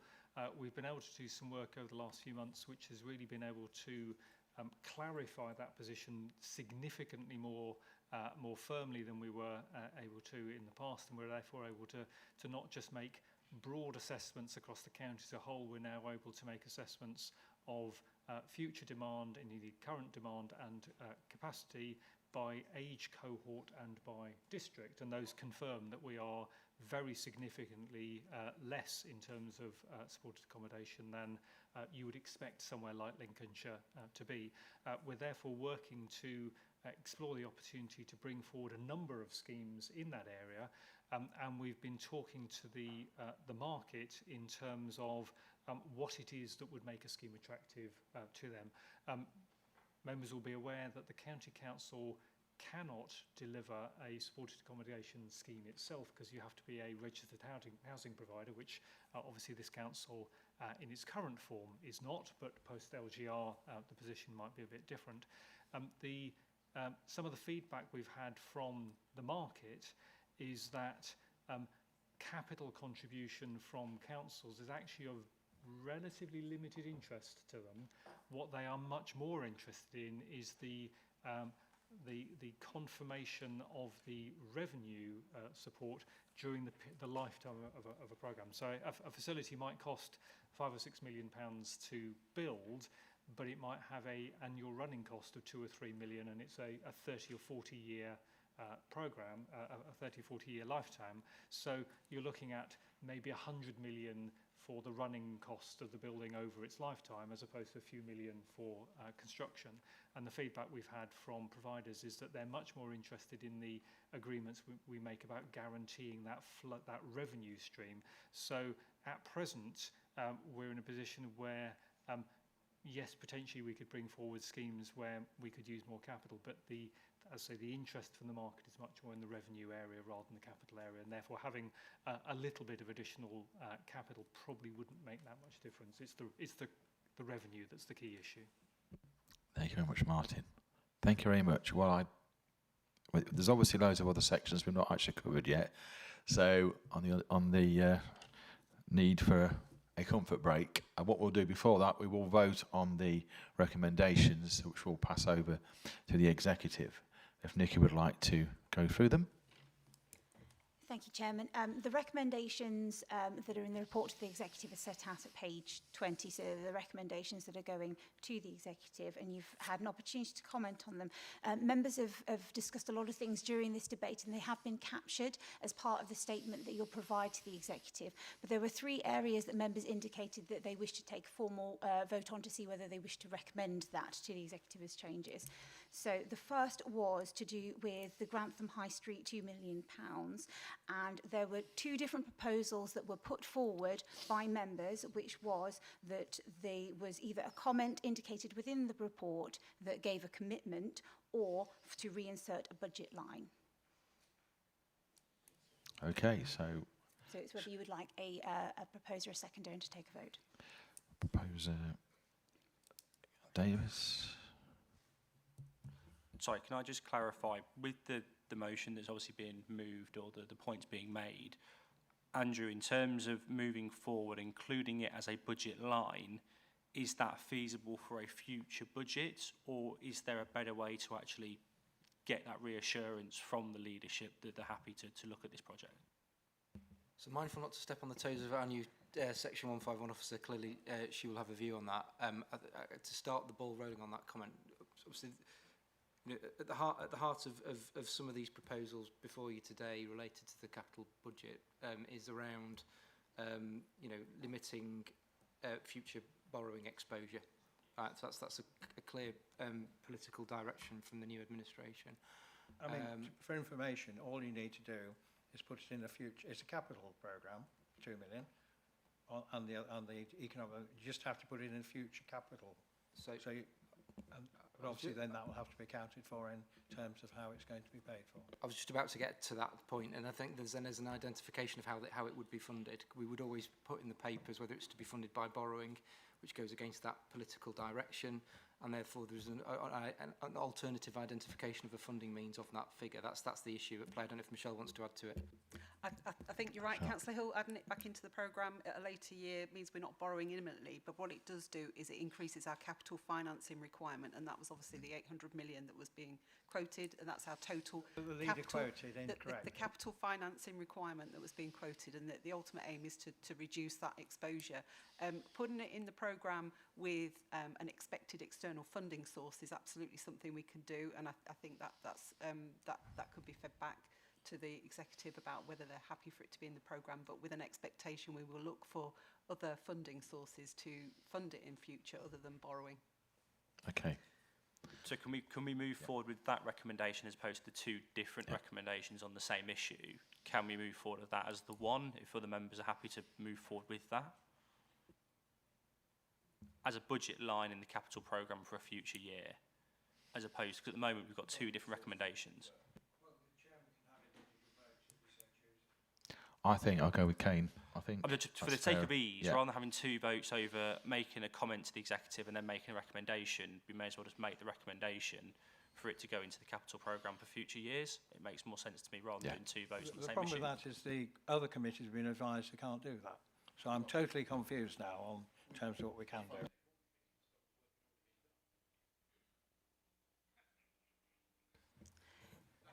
For clarity, Chairman, so in terms of recommendations to the executive, these are areas where members may disagree in their and how they wish to go forward. So this is clarity for the statement that would be put forward, and we would put it within there as they recommend it. However, you're not recommending in terms of where they will agree or disagree. They will take that as part of the comments.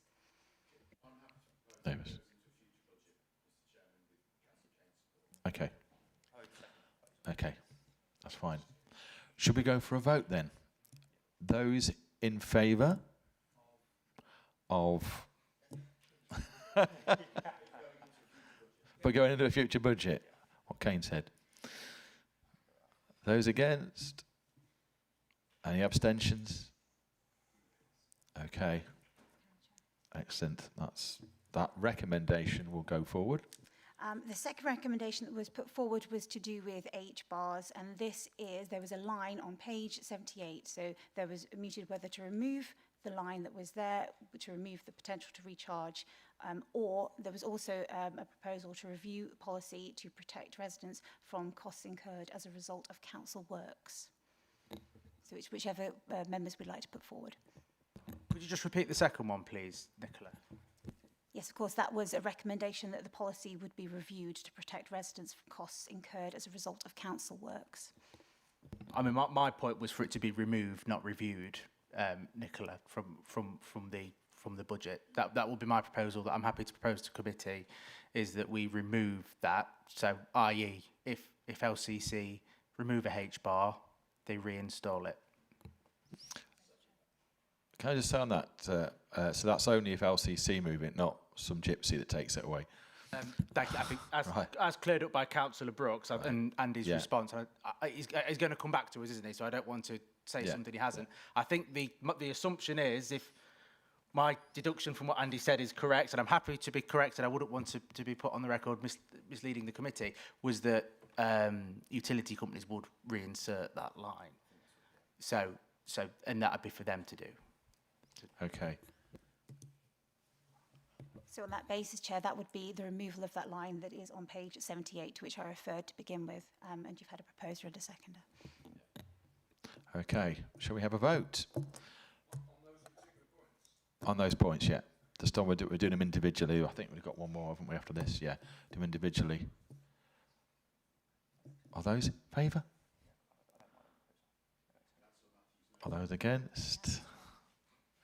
Yes, unanimous. That's fine. So, final one. And the third proposal that was put forward was to do with the reallocation of the £65,000 from the contingency fund to be moved to library spend, which was put forward by Councillor Phil Dilks. Should we have a vote on that one? Sorry, can I just clarify? Yes. So this is the 65,000 that was in the contingency fund being moved into the current budget. So it's an increase in funding for libraries. Is that the suggestion? Yeah, it's contingency, isn't it? So there was a proposed saving being in the papers to remove the contingency hub from the library service. So it's not going to. It's about the saving that's in there. Although the 65,000 is amalgamation of a number of small savings, I think the actual saving for the contingency was 20,000. So we've just clarified that. But I think Councillor Dilks' proposal was to not remove that saving, so it could be reused for other library purposes.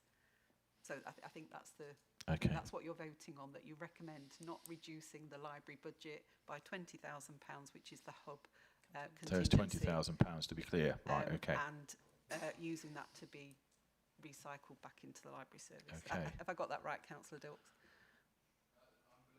Yes. Okay. Right. Okay. Chairman, you don't have a seconder for that proposal. We don't have a seconder. No, you have a proposer but no seconder. Anybody second that? I'll have a seconder, Davis. So we'll take a vote on that, shall we? Those in favour? Those against? Ooh. Abstaining. Abstain? So, it's complicated. You might have to do that again. That was 4 for, 5 against, 2 abstentions. So that was not carried. So I swear that hasn't been carried at this point. So yes, Councillor Dyer. Thank you, PJ Roberts. Just the Economic Investment Fund removal. Can I also ask that the committee request that the executive reinsert the £20 million budget line for the capital borrowing for the Economic Investment Fund, please? Okay, all those in favour? All those against? Any abstentions?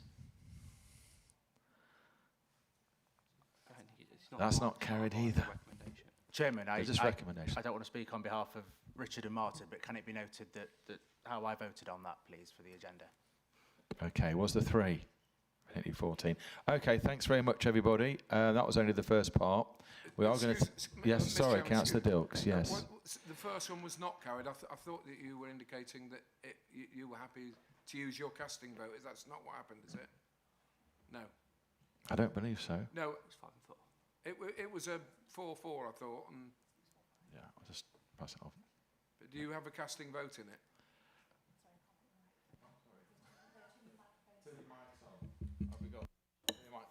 Thank you, Chairman. The vote wasn't tied, so you wouldn't need to use your casting vote. The vote wasn't tied, so it doesn't matter about casting vote. So is that okay? Right. Okay, we are now going to take a break. There's a substantive recommendations to vote on, am I correct? Oh, sorry, the one at the end, yes. I almost forgot about that one. For clarity, Chairman, I think Councillor Hill is referring to the recommendations that are in the report for the executive. Right, we'll do that one. I move that the board consider and support the proposals in the report that officers be thanked for their detailed representation, assurances provided, and I ask that comments from our debate be passed to the executive for their consideration. All those that agree? Anybody disagree? Any abstentions? That's carried. Okay. Now we can have a break. So we're now going to take a break. We'll take a 10-minute break because we've still got quite a lot to go through. So if that is okay, we're back at about, what time are we now? So it's 12:20. So about 26. So we can try and make it and get back in. Yeah. Mr. Chairman, may I just give my apologies? I'm unable to come back. I've got full council at No South problem, Kensington Councillor this Dilks. afternoon. Thanks for your input. Thank you.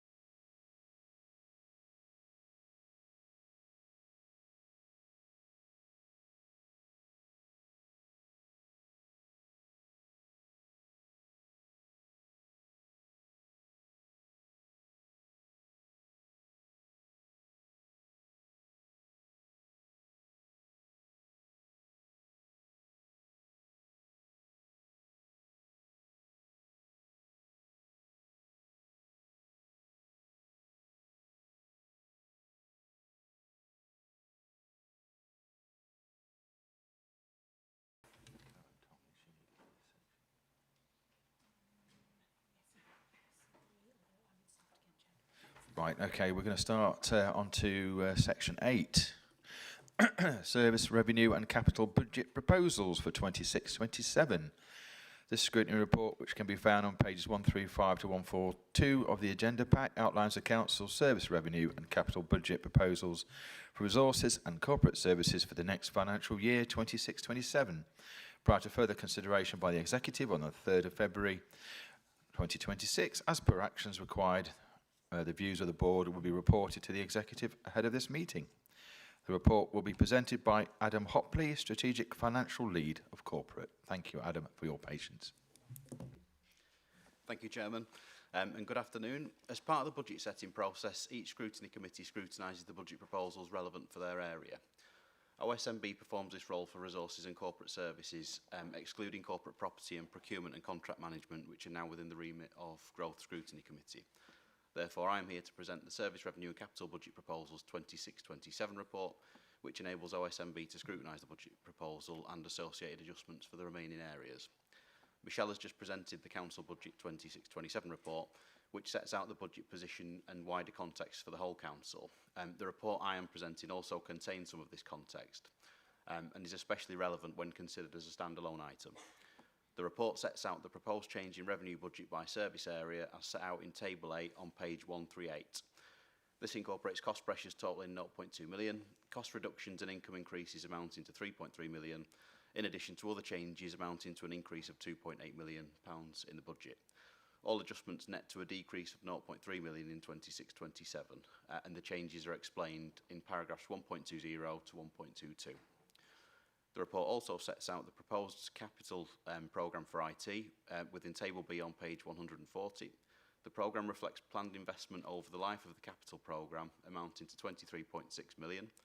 From 26-27 onwards, this solely relates to block investment into IT infrastructure and devices, in effect maintaining council assets and enabling the effective delivery of council services. This brings me to the end of the report. I'm happy to take any questions on this. Thank you, Adam. Do we have any questions? We do indeed. I will go with Councillor Davis for a change. Thank you, Mr. Chairman. Yeah, just a couple of questions on me, but my first one is, there's some quite big savings forecast in this, particularly around organisational support. Could you give us a sense of what the workforce structure will look like after these efficiencies and savings have been made? Thank you. Thanks, Andrew. Thank you. So in terms of what it will look like, overall, we're looking to use our new version 1, our new IT partner and the product teams to make sure we're leveraging the most out of technology that's available to us. So it will be different in different teams, but ultimately looking for leaner processes for how we do our business, generating those efficiencies, which may result in savings, but also around, I suppose, greater productivity for staff employed. So the structures across the Resources Directorate may differ from across our legal through to finance and performance services, but may overall looking to leverage the use of technology for delivering that. Thanks, yes. I think just to be more specific, in terms of headcount, what is the anticipated change?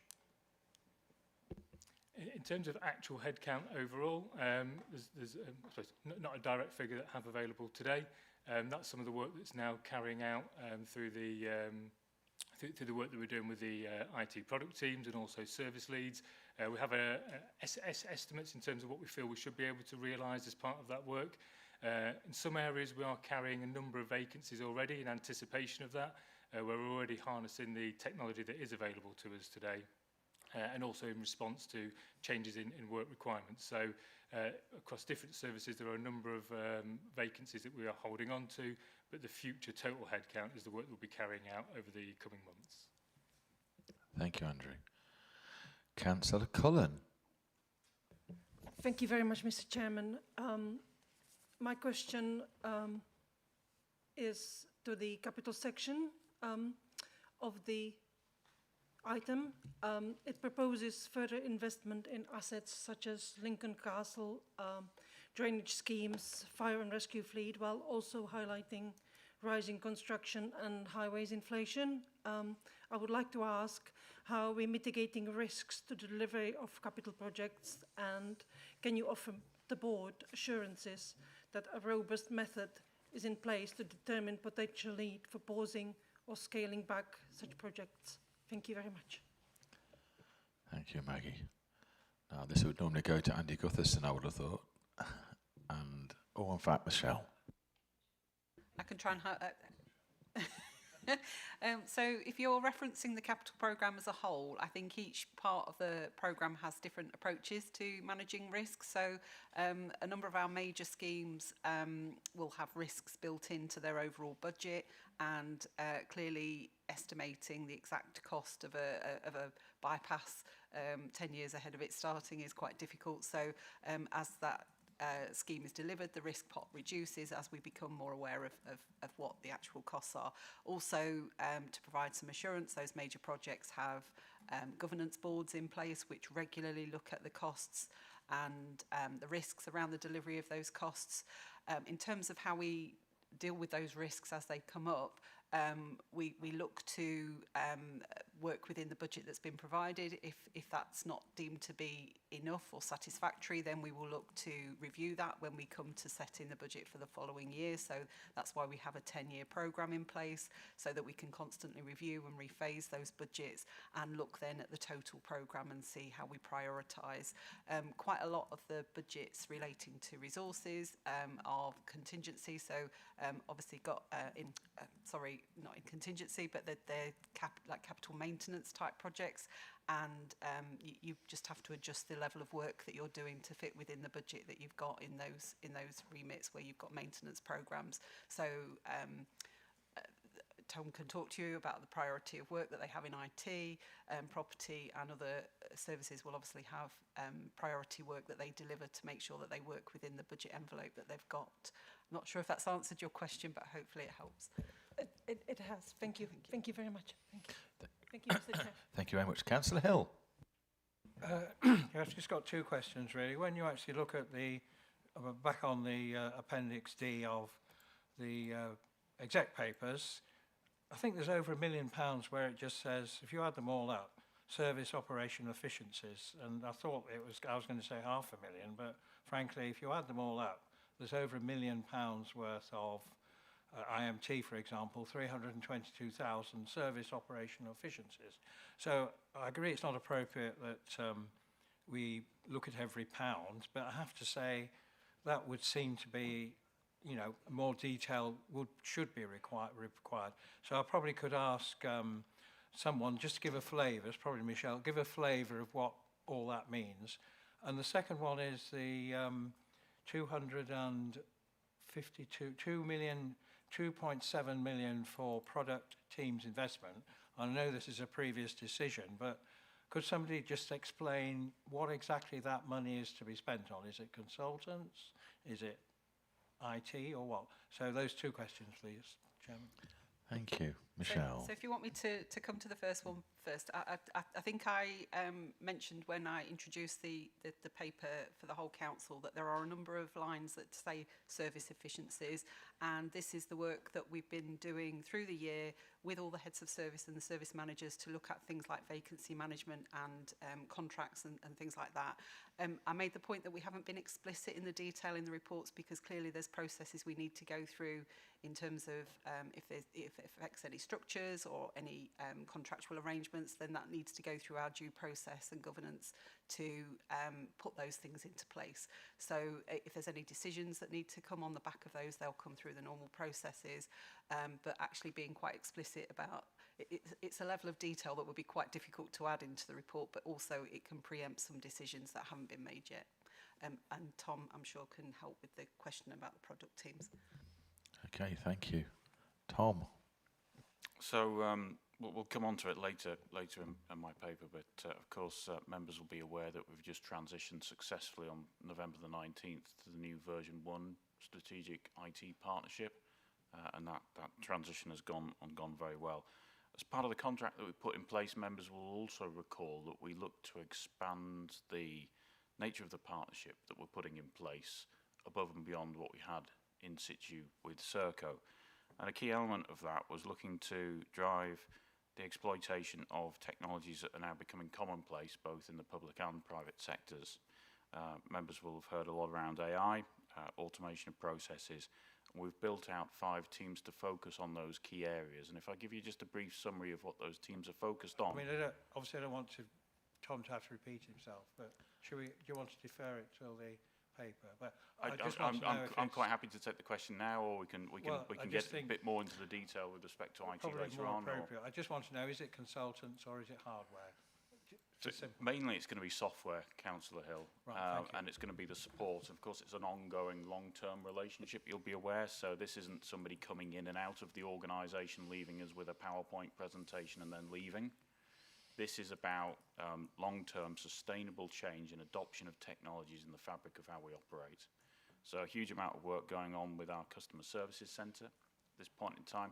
Real opportunities to draw together different channels, so making sure that the website is integrated with the case management that's in use within the customer services centre, that then links to our utilisation of AI to make sure that we're providing a more integrated and seamless facility for people when they call into the council or when they use the website.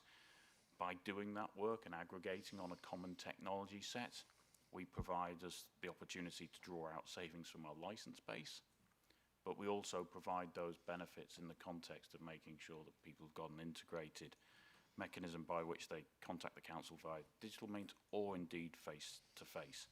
As part of that, again, if we're talking about the customer contact centre, we can start to use things like transcription capabilities.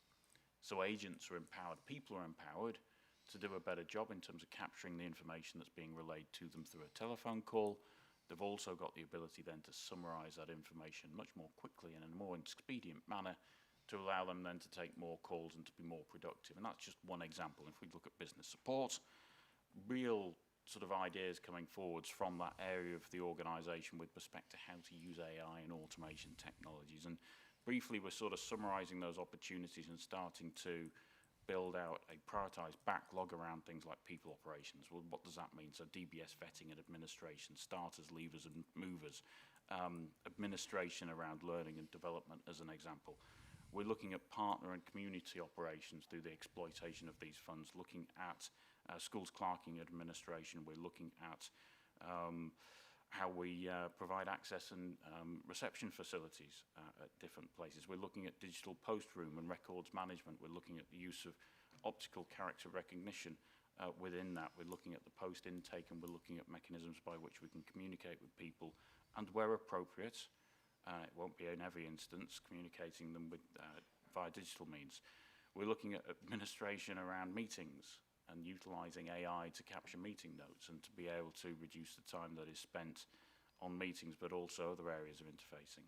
We're looking at refining our SharePoint environment so that people have got access to information in a more expedient manner and also protecting information in a much better way. We're looking at orchestration around case management and the engagement of business support in those activities. So there's a lot ongoing, I think, and a huge opportunity to use this money in a very sensible and very regimented and rigorous way to make sure that, as you recall, when we put in place the contract with version 1, there was a recommendation to use some of the £30 million savings generated through that approach as part of this pool to support these product teams, and that we would look to use that, in essence, funding as leverage and to drive more savings more broadly out of the council, but to do that in a very structured and managed way. We can talk about that. We can talk about AI, and we can talk about how we're building a base to be able to do that safely and securely when we get to my paper. Thank you, Tom. I can't wait for your main section. I can listen to you for hours. Can I just come back I'm just like, you might have to. I can listen to him for hours. Can I just come back on what Michelle said? The problem we've got then as members, you know, we talk about, say, £5 million of operational efficiencies. Well, how are we supposed to agree a budget where we have no idea? I know it's difficult, but I mean, and I understand there's issues about staffing and all the rest of it, but you take my point. We're not talking about the odd 10,000, we're talking about a lot of money where we're basically just waving it through. And I think I'm prepared to go along with it, but I do think some thought needs to be given as how we probably as members get more oversight of exactly what's being proposed. Thanks, Michelle. What's your thoughts? I appreciate this is really difficult, and I think the assurance that I can give and hopefully would be replicated by the exec directors is that these efficiencies have been added with a view that they shouldn't impact service delivery. So they shouldn't impact the services that we're delivering. If there is any change to any service delivery as a result of any of these savings, then that will go through the normal process of scrutiny and decision making that you would expect. So hopefully that provides some reassurance, but clearly I'm thinking about our own team. We've got some savings in there that are specifically around the change and shape of the team based on technology additions to the way we do things, but clearly we need to go through a process to make that happen in terms of the structure and the staff in our team, and that needs to be announced and consulted on in the proper way through our normal HR due diligence. Thank you. Any other questions? Councillor French. Yeah, I just have a slight worry, and that I'd kind of like to be mitigated a little bit. The 2.7 million in the IT product teams, which is basically being invested to cut, make savings on routine costs using AI and automation, as Tom Baker's alluded to. There's this kind of coming, I guess, prophecy of the AI bubble bursting, which is a potential coming in the future. And I know Michael Burry, who predicted the 2008 crash, is predicting potentially that and bet his whole career on it. And now he's left managing his hedge fund because he didn't time it correctly. I'm just wondering, has this risk been mitigated? Because you've got the cyclical nature of the AI companies where they're basically funding each other.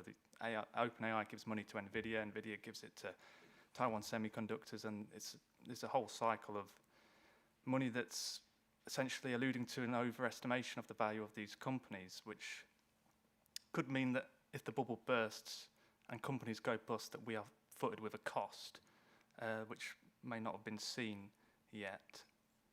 So essentially, yeah, I think I might need to declare a DPI as well. I don't know, because I'm an investor, a shareholder in NVIDIA and Taiwan Semiconductors. Thank you. Thank you, Tom. What's your thought? Well, if I could predict the markets, I probably wouldn't be sat here. Maybe I could use AI to take a punt. No, I think you're exactly right to worry about these things, Councillor French. It does keep me up at night. I started my career in 1999, which was 3 short months before the millennium bug. And we're in the midst of the dot-com boom, right? We still use websites, we still use .com, and things are progressing. I think AI is at a level of maturity now that, irrespective of what happens in the market, and even if we see some of the players fall by the wayside, the technology is here with us to stay. So I think we have been we've been quite adroit, I think, at looking at the sort of partners and relationship we have going further forwards. We will continue to utilise Microsoft technologies, and they're of a size and scale that they should be able to ride out any shocks. But also version 1, we talk about them a lot. They're the new strategic IT partner.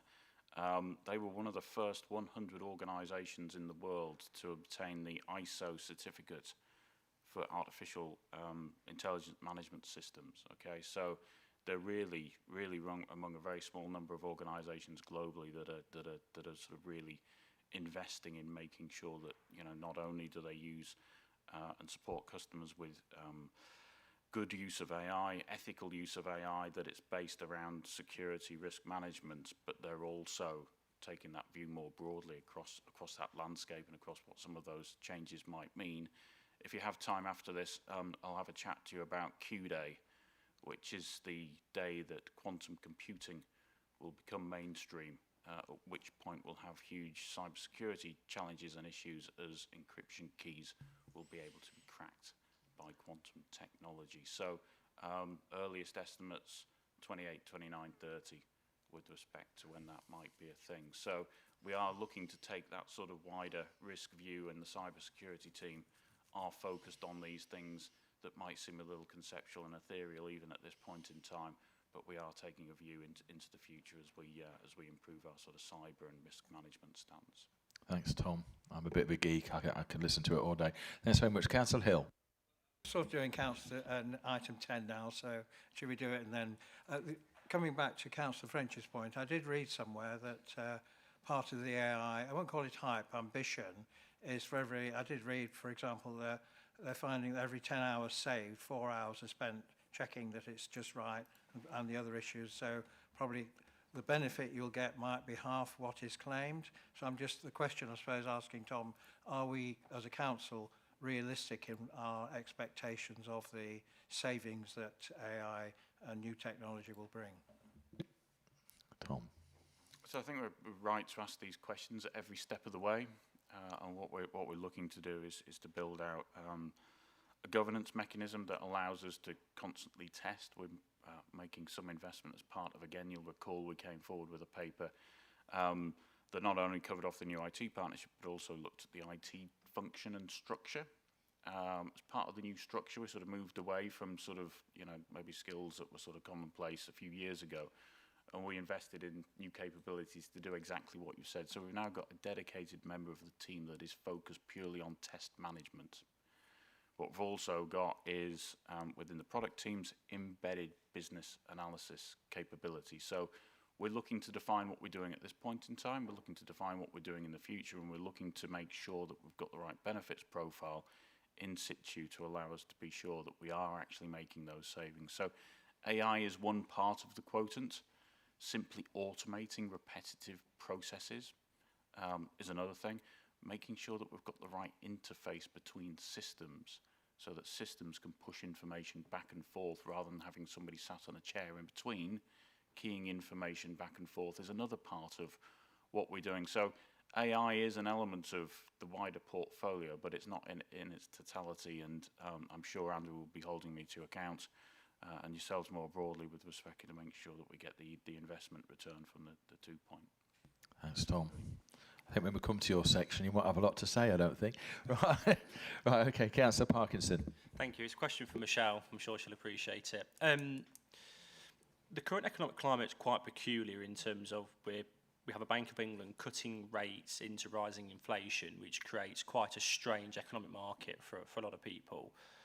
I know that in businesses, there's always a preference to spend somebody else's money before you spend your own.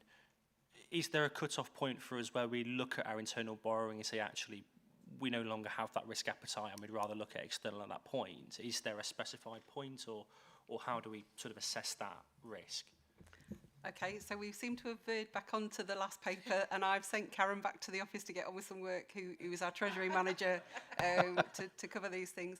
In terms of, I think the Treasury report kind of sets out that we take external borrowing in line with our prudential indicators and the strategy when it's most beneficial to do so. So at the minute, we're at a point where actually using our own cash balances is more beneficial in terms of cost and price and things to us. We will continue to do that until that position changes. And then we'll, obviously we set ourselves limits within the strategy about what external borrowing we take during any period. We have a capital financing requirement that ultimately needs to be financed, and that's something that's been in place for a while. How we borrow for that is very much dependent on the interest rates and the cost of borrowing at any one particular time. We borrow predominantly for long term through PWLB. That's very much tied up with gilt rates, and I know I'm going into the Chair's happy place now when I start talking about gilts, but so that's very much dependent on that. So hopefully that's helpful. I'm sure Karen could have done a much better job than me than that, but I did send it back to the office thinking that we'd finished with the paper. Thank you. Any further questions? Okay. I move that the board has considered and supports the proposals in the report, that officers be thanked for their detailed presentation and assurances provided, and I ask that comments from our debate be passed to the executive for the consideration. Can we please raise your hand if you agree? Excellent. Thank you very much. Section 9, Council Plan. There's some members that didn't raise their hands. Correct. Therefore, I presume, are you disagreeing, and therefore are you? Yes. So yes. Against. 3 against. Shall we do it again? All those in favour? And all those against? Thank you very much. No abstentions, I presume. Right, thank you very much. Right, that was passed. Okay, council plan. The scrutiny report can be found on pages 143 to 156 of the agenda pack and is for the policy development. The report introduces the draft new council plan that is due to be considered by the executive at the meeting on February the 3rd. The report will be presented by Matthew Gerard, Head of Policy. Thanks for your patience. Thank you. Thank you, Chairman. As you described, this is a policy development report to consider and comment on a draft council plan. The council plan is proposed as a replacement for the current corporate plan to provide a new top-level plan for the authority. It's intended to set priorities for the council over the medium term and includes 21 specific commitments for families, with specific commitments made for children, older people and vulnerable residents, commitments for communities with focuses on infrastructure, safety and empowering communities, and commitments for the county, championing Lincolnshire, its culture, businesses and growth. Each commitment outlines the benefit that delivering on it is intended to achieve and how the council will work towards it. These commitments then provide a framework for the policy, strategy and plans of the council and its services where delivery will happen. In support of the plan, the council success framework is being updated so that residents and members can see the detail of what will be delivered and follow the progress of the council in achieving the benefits set out in the council plan. Chairman, that performance framework will be offered to the committee to scrutinise at a forthcoming meeting. In addition to the 21 commitments in the draft council plan, there are 4 commitments that run across the plan and propose a future approach to spending wisely to ensure strong services. In particular, these champion approaches to accessibility, innovation, the use of technology, collaboration and accountability. Chairman, as the top-level plan for the council plan is included in the policy framework in the Constitution and is, as such is subject to approval at a meeting of the full council. The draft plan will be considered by the executive next week alongside any comments from this committee, and if supported the council plan would then be submitted to council for approval. Thank you, Chairman. Thank you, Matthew. Any questions? Councillor Hill. Yes, the vision does look remarkably familiar, actually, so which is good. The one question I've got is, it talks about growing our county's economy. I was saying, is that consistent with removing £20 million worth of potential investment and removing communications expenditure, highways expenditure? That is going to be cut. So I would question, is that really a valid point to be making in our plan? Because frankly, that won't happen, because we are basically walking away from trying to encourage economic investment in Lincolnshire. Thank you. Overstatement. I don't think there's any answer to that one. Any officer? Yes, Councillor Kelly, the great one. Thank you, Councillor Roberts. And Councillor Hill, I'd just like to remind you that this council plan goes out to the year 2031, and obviously the budget we were discussing and in regards to the economic investment programme was for the next budget. So there are many more budgets to follow. Thank you. Thank you. Councillor Davis. Thank you. And I'm glad Councillor Kelly's spoken, because I had visions when I first read this of Councillor Kelly in his former life in an FOB leading over some maps, and somebody brought down from staff, this is a plan. I suspect he may well have turned away the subaltern who turned up saying, this is the plan for you to enact, sir. It's nice words. I think that the two fundamental flaws are it is not tied to the budget, as Councillor Hill's already extracted, you know, without some relative relief. And I quite admire that kind of kicking out 5 years. That was quite an interesting riposte to that. But the reality is, unless it's tied to a budget, it's slightly meaningless. I think as well, it is time that this plan started to be a little bit more relevant. You know, what are, for each of these lovely headings, what are the 2 or 3 things post-plan we'll be able to look at, touch or feel? And I don't think this document answers it. I mean, I suspect you could probably, you know, I'm not suggesting you've done this at all, Matthew, but, you know, I bet you could get ChatGPT to generate for this for you as a blanket, rural county council, what's your plan? It's kind of be nice to people, build a few things, you know, et cetera, et cetera. I don't think there's enough detail in there for really anybody to have an opinion. So, but my one question would be is, in terms of the consultation that's gone back, like the members' briefing on this, has it changed as a result of that? Has anything gone in or been taken out? Thank you, Mr. Matthew. Thank you, Chairman. So obviously, in terms of the detail set out, consistent with the current approach, further detail will be brought forward to members in the performance framework, which will set out actions and measures in relation to the plan. In terms of the engagement, we've had a number of different iterations of the plan, continued to tweak the language and wording. There was some really useful feedback in the member engagement workshop, I think 99% of which was taken forward into this current draft of the plan.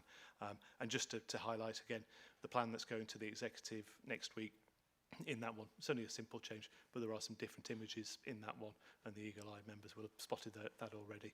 So it continues to be iterative in response to the feedback we've received. Thank you. Councillor Dyer. Thank you, Chairman. If I'm being totally honest, I don't think I was a fan of the last corporate plan. I think I remember saying something to you in your office, Martin, and you scowling at me, and I think you got quite argumentative with me. So I wasn't a fan of the last council corporate plan. I think I remember it wasn't. I didn't think that was overly ambitious. But then this plan that's come forward, there's even less detail and it's less ambitious. So I think it's even more watered down than the watered down plan that we had before. I've just sent to Councillor Davis the City of Lincoln Council corporate plan, which compared to LCC is a tiny organisation. There's so much more detail within that corporate plan. And I'm sure you probably looked at it for research. They don't just talk about, they talk about past successes, where they are now, what they want to achieve, and the deliverables to do it. I mean, I'm looking at this corporate plan, and as Richard said, it is stuff that absolutely everybody in Lincolnshire will want to see delivered. I don't think it really is very specific on what this council aims to do or to deliver. I think it really does lack detail. And it's quite bland. Richard, you've mentioned there about the budget, relating it to the budget. Councillor Kelly, I welcome, you know, fair enough, your comments there, I welcome that. But again, we're talking about supporting growth and creating the conditions for growth. One of the opportunities that we have to do that is through the managed workspaces, through investment in economic infrastructure, and the council has proposed to remove £20 million from doing that. So it goes against what the corporate plan is trying to say. I mean, don't get me started on the title. I made this point at the member briefing. I mean, with respect to your comments at the start of the meeting, Councillor Roberts, I'll try and say this in as apolitical way as possible. But the title of the council's new corporate plan, which is Family, Community, Country, that is a phrase that's used over and over again by a certain political party. I mean, I think a former leader of the Conservative Party mentioned it in 2009, and I think he was reprimanded because I think sounds very familiar to something that was said by a politician in the 1930s. But we won't go there, Chairman. But just looking at the introduction from Councillor Matthews, he's talking in the preamble. It's a shame he's not here to answer this, because he talks about how he wants to a county where people want to live, great, work, visit. Doesn't mention study. So, for instance, here within the City of Lincoln, you've got 2 great universities, and a key driver for the economy within the City of Lincoln is the university, is the academic sector. But it's not mentioned within the preamble. I can't really see much reference to it within that. It's a shame that Lincolnshire County Council, which was instrumental in forming the University of Lincoln, seems to have completely abandoned that within its new corporate plan. Moving on within the report, Councillor Matthews says that he wants to, I think it's support our city and rural places. I mean, I appreciate there's a bit of ambiguity in what Lincolnshire County Council defines as urban and rural, but I'm not going to rewind to past debates. But there's not just city and rural, there's our towns across the county, there's our seaside resorts as well, so there could have been more reference to that. So overall, and I am being as fair as I can, I wasn't supportive of the last corporate plan, and I'm certainly not supportive of this one.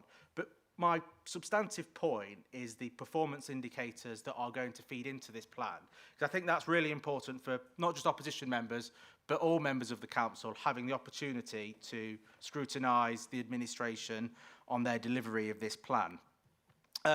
So my question would be, how are all scrutiny committees going to have the opportunity to feed into the reporting of performance indicators, and how can members request certain performance indicators come forward to scrutiny? When I've asked previously officers, that's being done in consultation with executive members and directors. I don't think that's good enough. I think members of scrutiny committees should be consulted on that. So will members of scrutiny committees have a specific opportunity to discuss performance indicators within their remit? I will just check my notes, Chairman, but I'm pretty sure that was virtually everything I wanted to make. Thank you. Not bad, really. Andrew. Yeah, I'll come in just to reply to the last point of Councillor Dyer's comment. So clearly the administration are taking the consultation process on this very seriously, so that our next phase of this piece of work, as Matt referred to, is building that success framework around this plan now. So that will take us some time. You know, how and what the PIs and what have you look like going into scrutiny committees based on this new plan. Obviously, we'll still need to be worked through that. I think the process that you've referred to there in terms of you know, chief officers agreeing what, you know, specific measures with the portfolio holders the right way. I suspect and advise if you think there's a better way of doing it, that you use methods available through your scrutiny committees to seek a different way of doing it, would be my advice. Thank you. Councillor Kelly. Thank you, Councillor Dyer, for your comments, as always. But as you can appreciate, this here is a Tier 1 document. It is there so that the average reader can read it and be engaged with it. The previous document, many of us felt, was too cumbersome. It didn't attract the reader to the core of what we were trying to do. So this is what we are looking to do. The Tier 2 documentation is going to be how we are going to do it. And the Tier 3 documentation is going to be how we're going to measure it. So there's a layered system so that we maintain the levels of enthusiasm at the appropriate levels with the people who are going to be reading and responsible for those different areas. And I always appreciate scrutiny looking at KPIs, because it's a team effort ultimately, and scrutiny is a part of that team effort. Thank you, Councillor Dyer. Thank you. Councillor Dyer, you want to come back? Just thank you, Councillor Kelly, for that clarification. It's appreciated. Couldn't we just have timeframes on the other two documents, please? Is that possible? Just rough timeframes. Appreciate you might not know specific dates, but roughly, please. I can't give you key timings for those at this moment in time, but be rest assured you can understand that that we are engaging with the officers accordingly, and we are ensuring that we maintain our focus on those, because rightly so, it's about how we're going to do it, how we're going to deliver it, and how we ensure the taxpayers' money is being spent efficiently and as transparently as possible, without interrupting key services and other services, etc. Thank you. Hear, hear. Any other? Oh, Councillor Beecham. Thank you, Mr. Chairman, and thank you, Matthew, for your report. The plan sets out an intention to lobby government on issues like rural service funding, SEND pressures and the future of the coastline, and to champion Lincolnshire's strengths, all of which are matters of high priority, especially for our rural and coastal communities. Close to home for me, because my division is partly coastal and the rest of it is rural.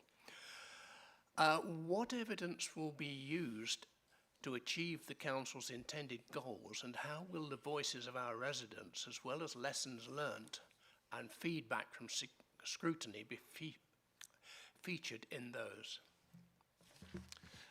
Thank you, Councillor. I think, as already been alluded to during the meeting, there are a number of areas where the Council needs government intervention or a change in government policy or legislation in order to deliver benefit for Lincolnshire. I think SEND was an example during the budget discussions. In any of those interactions with government, we're looking to draw on all of the available information from the locality and try to put the best case forward for Lincolnshire. As a starting point in dealing with government, one of the best ways to get attention to start with is to actually highlight the work that you're already doing and the strengths that you bring, the expertise, and why they should be listening to you before then going on to set out the overwhelming case for why change is needed. So the County Council will draw on its own evidence. It will work with partners. It will work at a national level with other organisations such as the County Council's network, the associations that relate to our chief officers, and other partners to try and put that best case forward using not just the evidence that we have locally, but the evidence from elsewhere, and feeding in the views from local residents and councillors where that can really add to that voice and make the case for Lincolnshire. Thank you. Any further questions? Councillor Parkinson. Thank you. Councillor Dye, it sounds like you don't much like council plans, I'm going to be honest with you, if you didn't like the last one and this one. Family, community and county are all very, very good priorities. I don't understand which one should we be taking out, in your opinion, of those, if you don't like those priorities. I think they're absolutely our first priority as a council, to look after our families, to look after our local communities in the county of Lincolnshire. That is our job. So I think actually it's quite a fair statement to make that they are the priorities.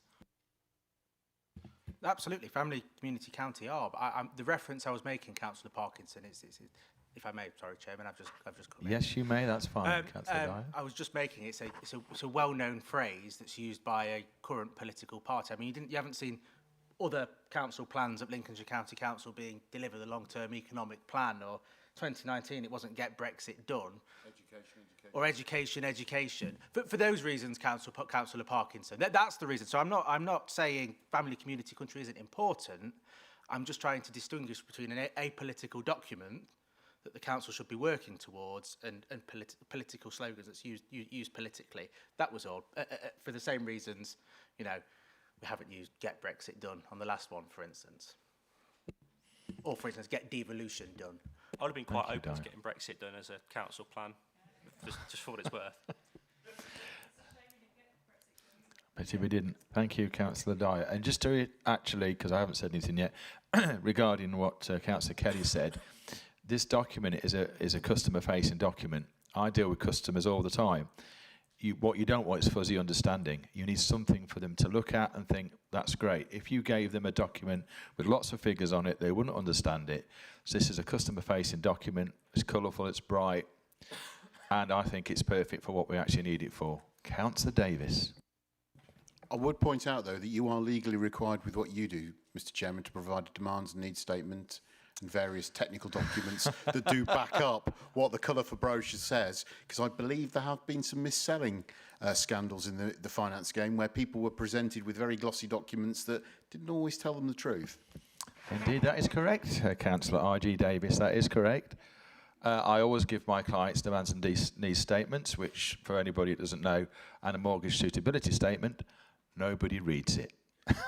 I actually put right at the end, if you come and see me, I'll give you 50 quid, and nobody's come yet. They do. The fact is that it goes to actually to my point that giving people too much information does not help. This is a great document to basically gives people an idea what we are trying to do. Obviously TR2 and TR3 will go into more detail about it, and if we have got people that want to obviously look at it in more detail, we can provide that. So it is what it is. It's for people to look at and see. We've got the aspiration to actually achieve better results for family, community and country and county. Just checking you know the difference there. Right. Okay, so have we got any further questions? We have Councillor French. Thank you, Chair. Just from my time with the parish council in my division, I know the plan talks about adding new town and parish councils to empower local voices. With LGR coming, I gather from my parish that they're going to get extra responsibilities and they don't necessarily want to do all that for free. So would the council potentially be looking at paying parish councillors if that is the case, and at which point does that mean they need to be elected properly and then we've got a tier 3 system all over again? Has that been looked into? Thank you, Councillor French. I would ask Michelle, but she's typing. So I'll go with Matthew. Yes, certainly. So both within the council plan, there are a number of commitments to improve our working with town and parish councils, and obviously local government reorganisation is looking at the future landscape for local government across Lincolnshire. The intention with both is to work with them, with town and parish councils. There isn't any kind of done to or imposing new responsibilities on them as part of either process. But there is a conversation to be had with those town and parish councils that want to do more about what it is that they would like to do and what the arrangements should be for them to do that. So at the moment, we haven't kick-started that conversation in any detail, but the intention is to have that conversation with town and parish councils to see what their interest is and what would work for them. Thank you, Councillor French. Any further questions? Right, okay. I move that the proposed council plan has been received, and I ask that the feedback as captured by the Scrutiny Office be reported at the executive meeting when the policy be considered. Can we raise our hands if we agree? Those against? Any abstentions? No. It's carried. Here we go. So, on to, we might have another comfort break. So, on to number 10. Thanks for Tom for his patience. Update on IT services and transition.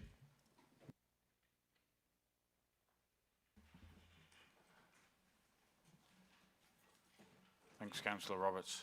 I think everybody's leaving now. It's a real crowd pleaser, this one. Sorry, Tom, it's nothing to do with you, honest. Don't take it personally. Victim of my own success. They're all leaving. No, yeah. I'm kidding.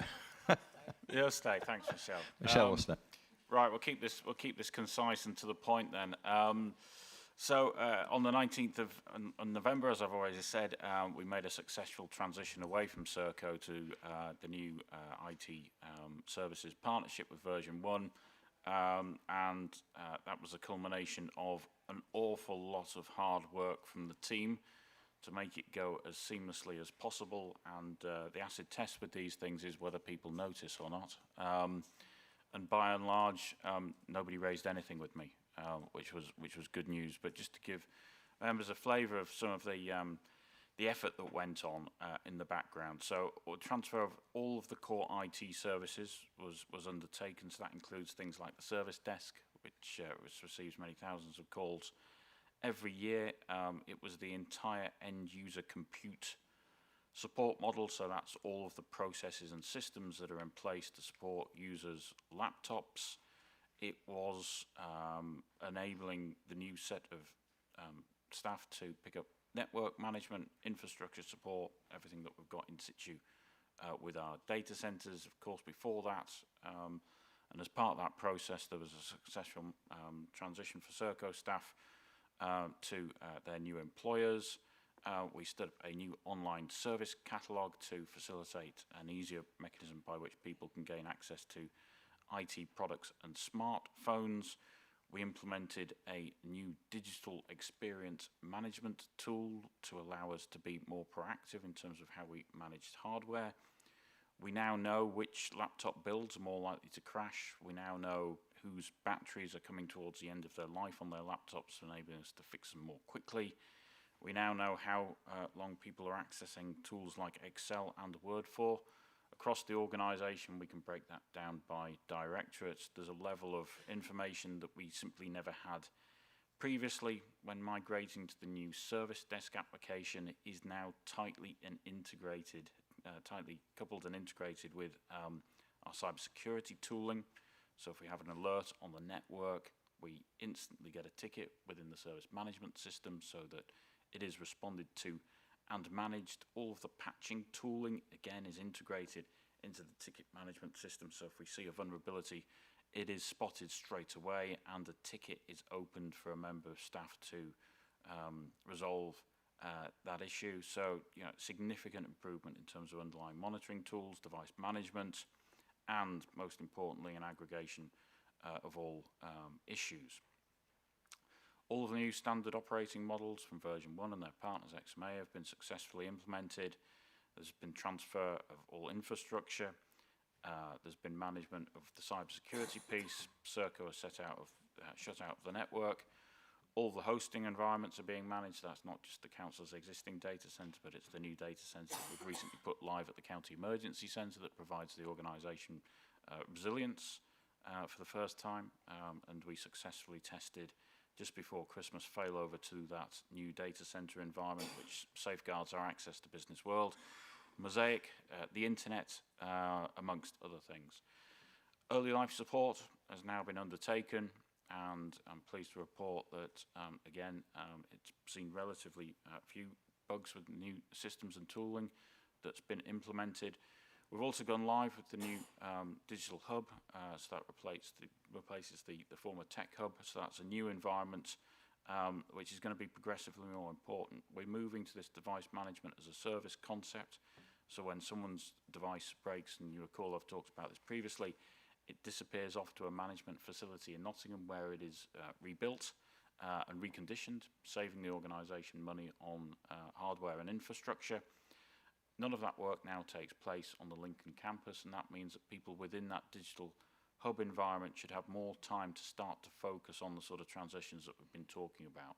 It allows them to think about how we support users with productivity challenges and issues, their appropriation and use of tools like SharePoint, but also AI. So we're thinking about that shift in terms of the sort of service that we are provisioning. Further work has been undertaken. I'm pleased to report that we are now sort of coming towards the end of some of our analysis around application licenses, and we expect a significant multi-100,000 pound saving as a result of that, through looking at what the council has used inefficiently previously. So it's been great to have that real focus. We've made, again, some significant steps and continue to make significant steps around cybersecurity, and also building out a new set of processes around that.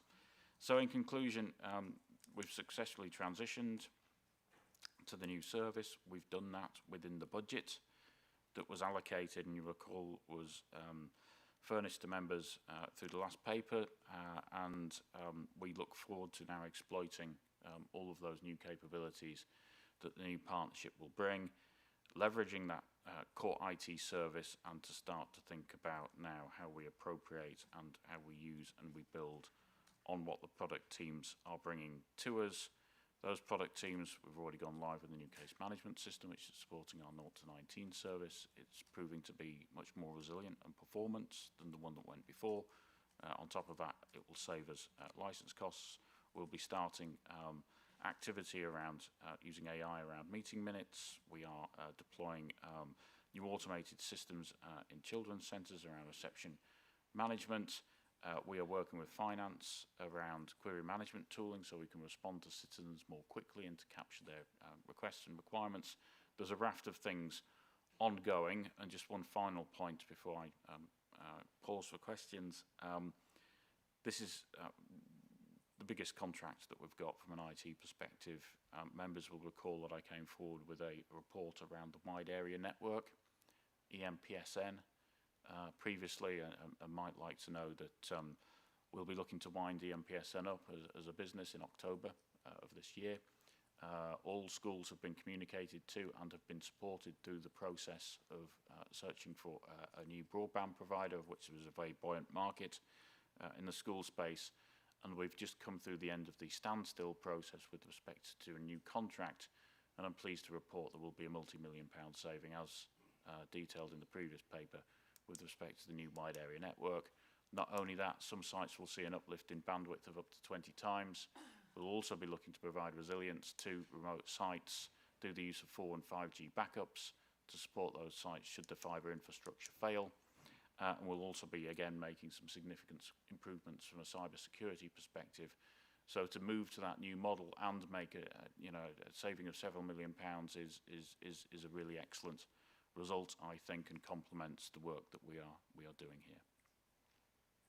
Thank you, Tom. Councillor Cullen, I believe you have a question. Thank you very much, Mr. Chairman. Just a comment to Tom. Thank you very much for the presentation. It's really detailed and really good to hear that all the progress you are making through the IT department. I especially want to commend you on the digital hub, which I have had the pleasure of visiting with Councillor Finlay, who I am replacing today. And yeah, I just want to pass my thanks and comments on all the hard work that has gone into it, and it's really really great place to visit, and I'm sure many people will find it really helpful. So thank you very much. Thank you, Mr. Chair. Thank you, Councillor Cullen. Councillor Davis. Yeah, thank you, Mr. Chairman. Just very briefly, I mean, outstanding work, Tom. You and the team. It's incredible, really, what you've done and how far we've come in the last 10 years as an IT team under your leadership in the last... Feels like you've been here forever, but it's actually not that long, is it? So thank you very much, and do pass on to the team. I know it's a new structure, and it seems to be working remarkably well. The report is detailed, and I like some of the examples that you're quoting. One thing did leap out at me, though. No significant issues on the transition. And I'd love to know just a couple of questions about the transition.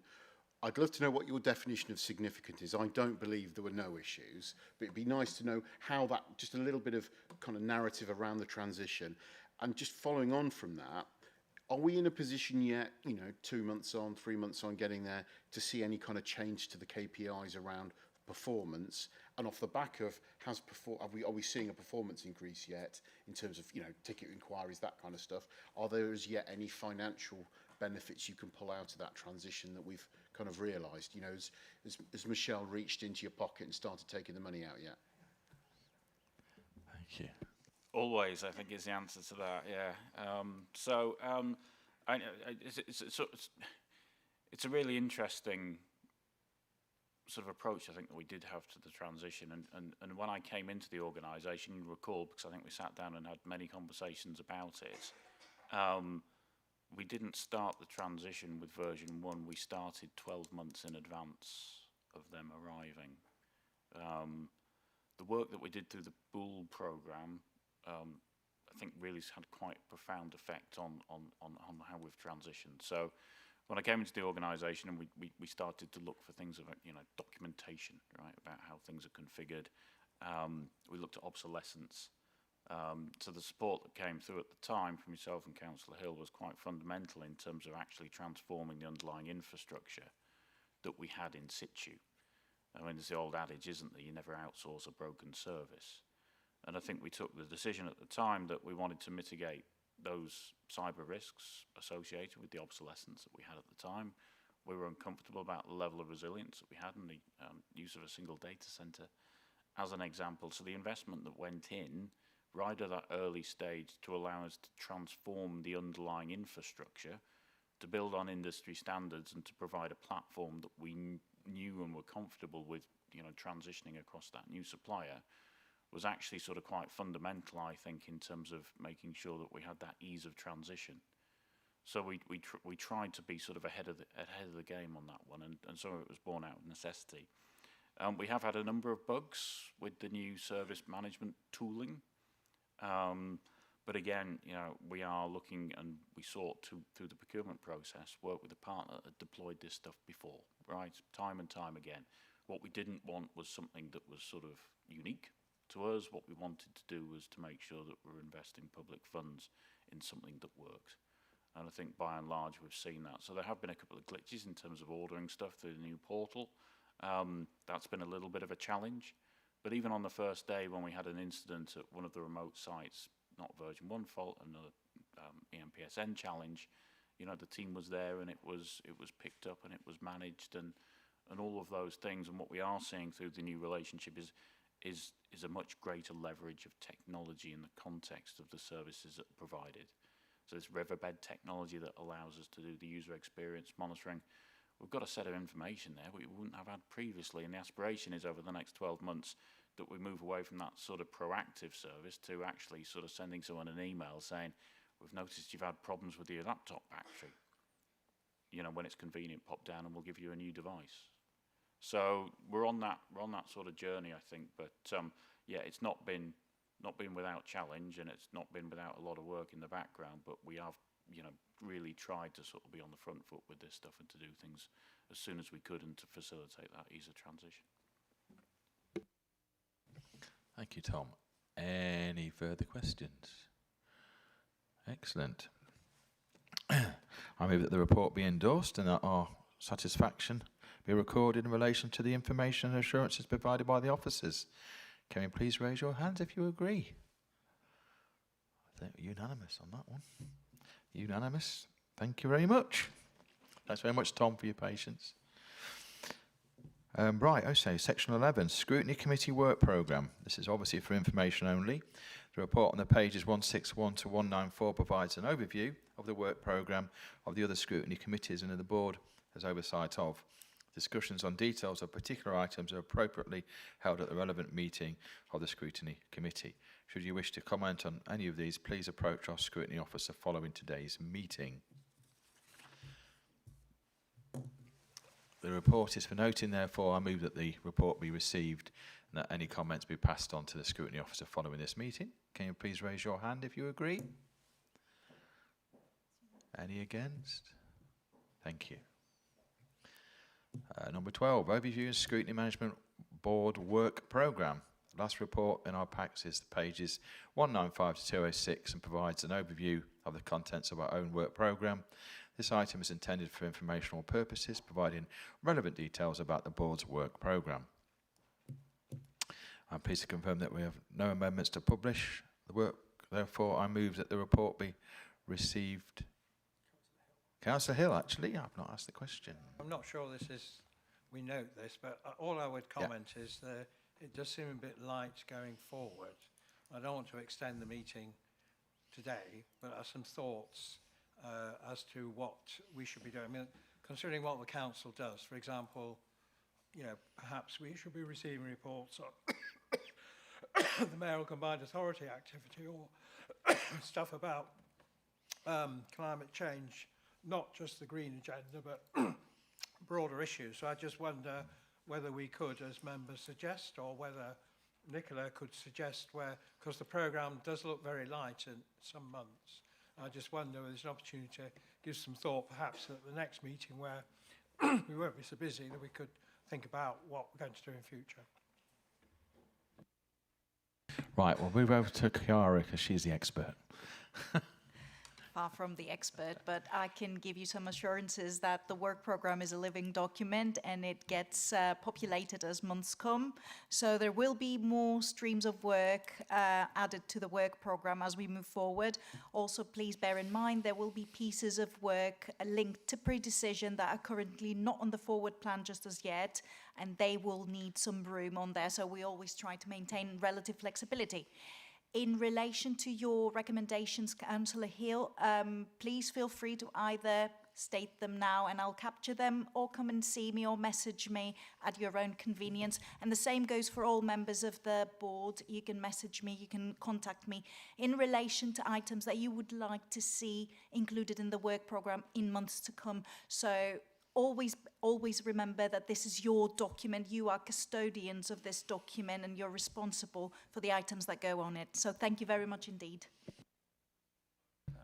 You can, Councillor. Just on Councillor Hill's comments about the GLCCA. So myself and Phil obviously sit on the Scrutiny Committee for GLCCA. It might be worth maybe having a quarterly update on what they've been doing maybe. There isn't a lot in our work programme at the moment. It's a bit up in the air, but it's certainly worth, even if it's a non-debatable item, just an update on what has happened so far. May well be worth looking at. I'm more than happy to go back and explore the format of information of a briefing document for members of the board. Thank you. Thank you, Chiara. Any other comments? I move that the report be received and endorsed. Can you please raise your hand if you agree? Those against?